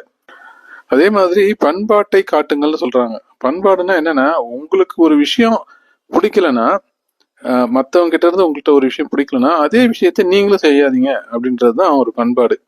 இப்போ வந்து உங்ககிட்ட யாராவது பொய் சொன்னா உங்களுக்கு பிடிக்குமா? பிடிக்காது கண்டிப்பா. எல்லார்ட்டையும் நீங்க உண்மையே எதிர்பார்க்குறீங்க அப்படின்னா நீங்களே உண்மையை பேசுங்க. நீங்க உண்மையை பேச பேச வந்து மற்றவங்களும் உங்ககிட்ட பேசும்போது உண்மையே பேசுவாங்க. அந்த ஆத்மார்த்தமான உண்மைன்னு சொல்றாங்க இல்லைங்களா, உளப்பூர்வமான உண்மையை நீங்க பேசி பழகுனீங்கன்னா உங்ககிட்ட பேசுறவங்களும் உண்மையா பேசுவாங்க, உண்மையா நடந்துக்குவாங்க. அதுதான் பண்பாடு. ஸோ நம்மளுக்கு எது எதெல்லாம் பிடிக்காதோ, மற்றவங்க கிட்ட நம்ம என்ன எதிர்பார்க்குறோமோ அதே மாதிரி நம்மளும் நடந்துக்கிட்டோம்னா நம்மளும் சந்தோஷமா இருக்கலாம், அவங்களும் சந்தோஷமா இருக்கலாம். எனவே வந்து இந்த ஈகோவை விட்டுட்டீங்கன்னா திமிர்த்தனம் இருக்காது. அந்த மாதிரி திமிர்த்தனமா பேசும்போது என்னன்னா, மற்றவங்க யாரும் நம்ம கிட்ட பழக மாட்டாங்க. நான் அதை பண்ணேன் இதை பண்ணேன், நான் தான் வந்து இவ்வளோ இத்தனை புக்கு படிச்சிருக்கேன், நான் 1 மணி நேரம் தவம் பண்ணேன், அதில் 10 மணி நேரம் வந்து எக்ஸசைஸ் பண்ண அப்படிலாம் சொல்லும் போது இது யாருக்கும் வந்து எந்த வித நன்மையும் தெரியாது. இது வந்து சில பேர் மோட்டிவேஷன் நினைச்சிட்டு பேசுறாங்க. அப்படி இல்லை. மோட்டிவேஷன் என்பது என்னன்னா, நானும் இதுல முயற்சி பண்ணிட்டு இருக்கேன், நீங்களும் முயற்சி பண்ணுங்க, நான் இந்த உடற்பயிற்சி எல்லாம் செய்யறதுனால எனக்கு நல்லா இருக்கு, அதனால உங்களுக்கும் நல்லா இருக்குன்னு நினைக்கிறேன், அப்படிதான் சொல்லணுமே தவிர நாங்க தான் ரொம்ப சூப்பரா பண்றோம், மத்தவங்களாம் வேஸ்ட் அந்த மாதிரி சொல்லிட்டாங்க சில பேர். மற்ற அமைப்புகள்லாம் வந்து தப்பு பண்றாங்க, எங்க அமைப்புல தான் வந்து ரொம்ப அழகா சொல்லி கொடுக்குறாங்க அப்படின்னு கூட சில பேர் சொல்றாங்க. அதுவும் வந்து தவறான செயல் தான். எப்போதுமே வந்து மற்றவங்களுக்கு இந்த உலகத்துல வாழ்க்கிற உரிமை இருப்பது போல நாமளும் இந்த உலகத்துல வாழற உரிமையை வச்சு வாழ்ந்துட்டு இருக்கிறோம். அதனால ஒவ்வொருத்தவங்களுக்கும் ஒரு ஒரு விஷயம் பிடிக்கும், ஒவ்வொருத்தவங்களுக்கும் ஒரு ஒரு விஷயம் நல்லதா இருக்கும். அதனால எல்லாரையுமே வந்து சமமாகவும், உயர்வு தாழ்வு மனப்பான்மை இல்லாம எல்லாரையுமே வந்து சமமா மதிக்கணும். அப்படி நம்ம பேசும்போது நம்ம நடத்தையிலையும் வந்து அமைதியும் அன்பும் இருக்க வேண்டுமே தவிர திமிர்த்தனமும் தேவையில்லாத மிடுக்கை காட்டுவதும் தவிர்த்து அடக்கமாகவும் அமைதியாகவும் பண்பாகவும் பிறரிடம் நடந்து கொண்டால் நமக்கும் பிறருக்குமான உறவுகள் கண்டிப்பாக மேம்படும். வாழ்க வளமுடன். வேதாத்ரி மகரிஷி அவர்களின் உறவுகள் மேம்பட ஆலோசனை வரிசையில் பகுதி 19.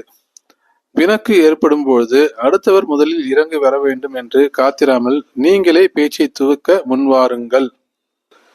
தற்கால சூழ்நிலையில வந்து கருத்து வேறுபாடோ இல்லை வந்து நம்ம பிணக்குகள்லாம் வந்து ஏற்படுவது வந்து தவிர்க்க முடியாத ஒன்றா இருக்கிறது. அதாவது யாருமே சண்டையே போட்டதே கிடையாது அப்படின்னு சொல்லவே முடியாது.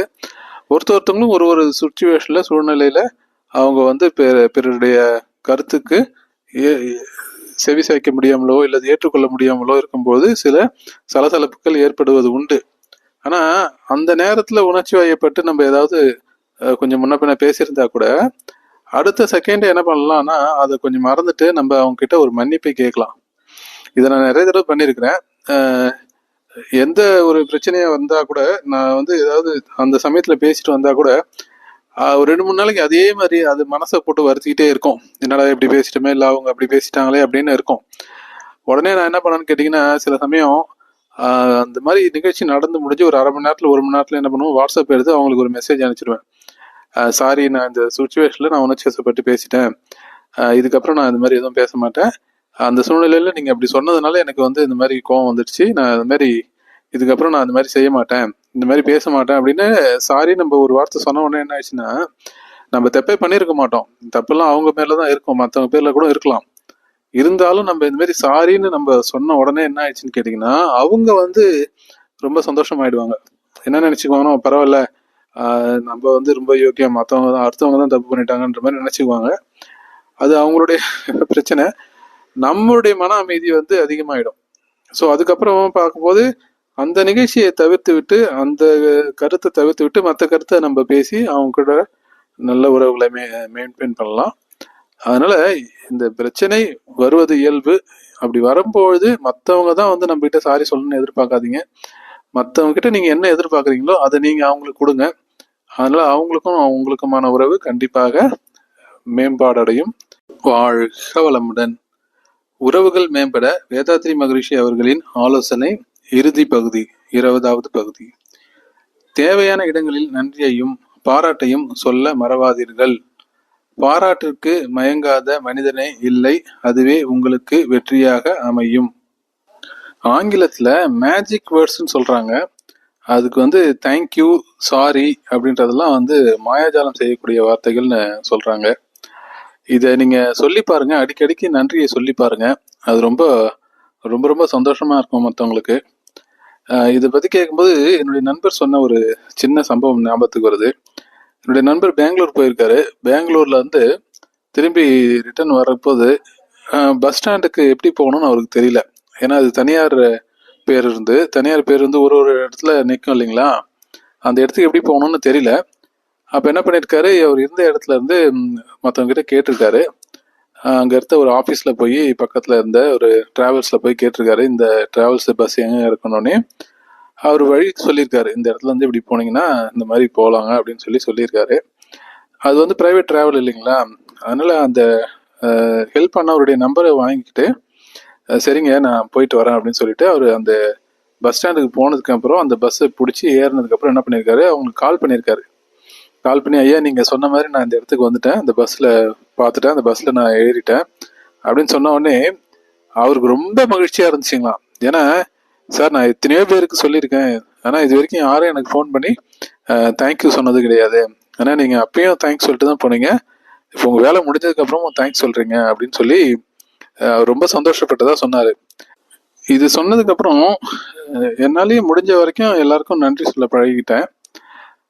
இப்படி அடிக்கடிக்கு நம்ம தேங்க்யூ நன்றின்னு சொல்லும்போது நம்ம மனசுக்குள்ளாரையும் ஒரு நல்ல உணர்வு ஏற்படுகிறது.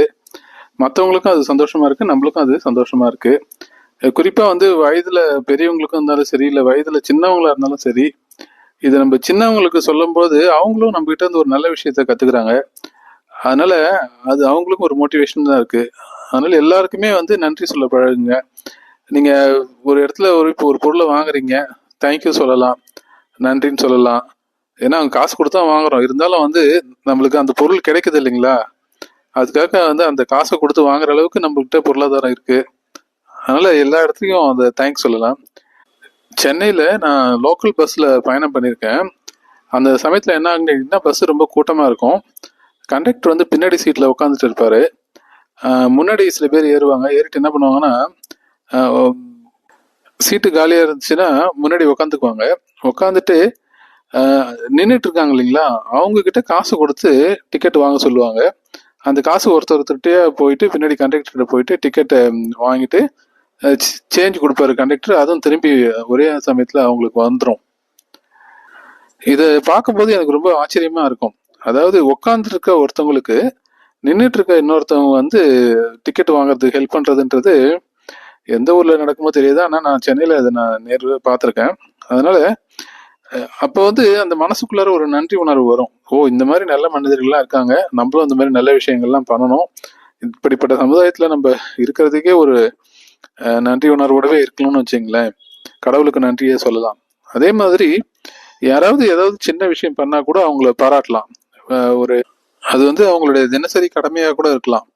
இப்போ ஒரு வாட்ச்மேன் இருக்காரு, அவங்க வந்து நமக்காக தண்ணி எடுத்துட்டு வந்து கொடுக்குறாருன்னு வச்சுங்களேன். தேங்க்யூ சொல்லலாம், வெரி குட்னு சொல்லலாம். அவங்க செய்யற கடமையை வந்து அடிக்கடிக்கு பாராட்டினோம்னா அவங்களும் சந்தோஷப்படுவாங்க. நீங்க கூட ஒரு சின்ன கதையை கேள்விப்பட்டிருப்பீங்க. ஒருத்தர் வந்து ஒரு அலுவலகத்துல வேலை செய்யும் போது ஒவ்வொரு நாளும் போகும்போது அங்க இருக்க வாட்ச்மேனுக்கு குட் மார்னிங் சொல்லிட்டு போவாருங்களாம். திரும்பி வரும்போதும் குட் ஈவினிங் சொல்லிட்டு வருவாருங்களாம். அந்த மாதிரி நடந்துட்டு இருக்கும்போது ஒரு நாள் அவர் ஆஃபீஸில் கொஞ்சம் டயர்டாகி மயக்கம் அழகி விழுந்துட்டு இருக்காரு போல இருக்கு. அன்னைக்கு எல்லாரும் ஆஃபீஸை விட்டு கிளம்பிட்டாங்க. ஆனால் இவர் வந்து மயக்கம் போட்டு விழுந்தது யாரும் கவனிக்கவே இல்லை. அதனால அந்த வாட்ச்மேன் வந்து ஆஃபீஸை பூட்டும் போது அவர் கண்டிப்பாக கரெக்டாக ஞாபகம் வச்சிருந்தாராம்.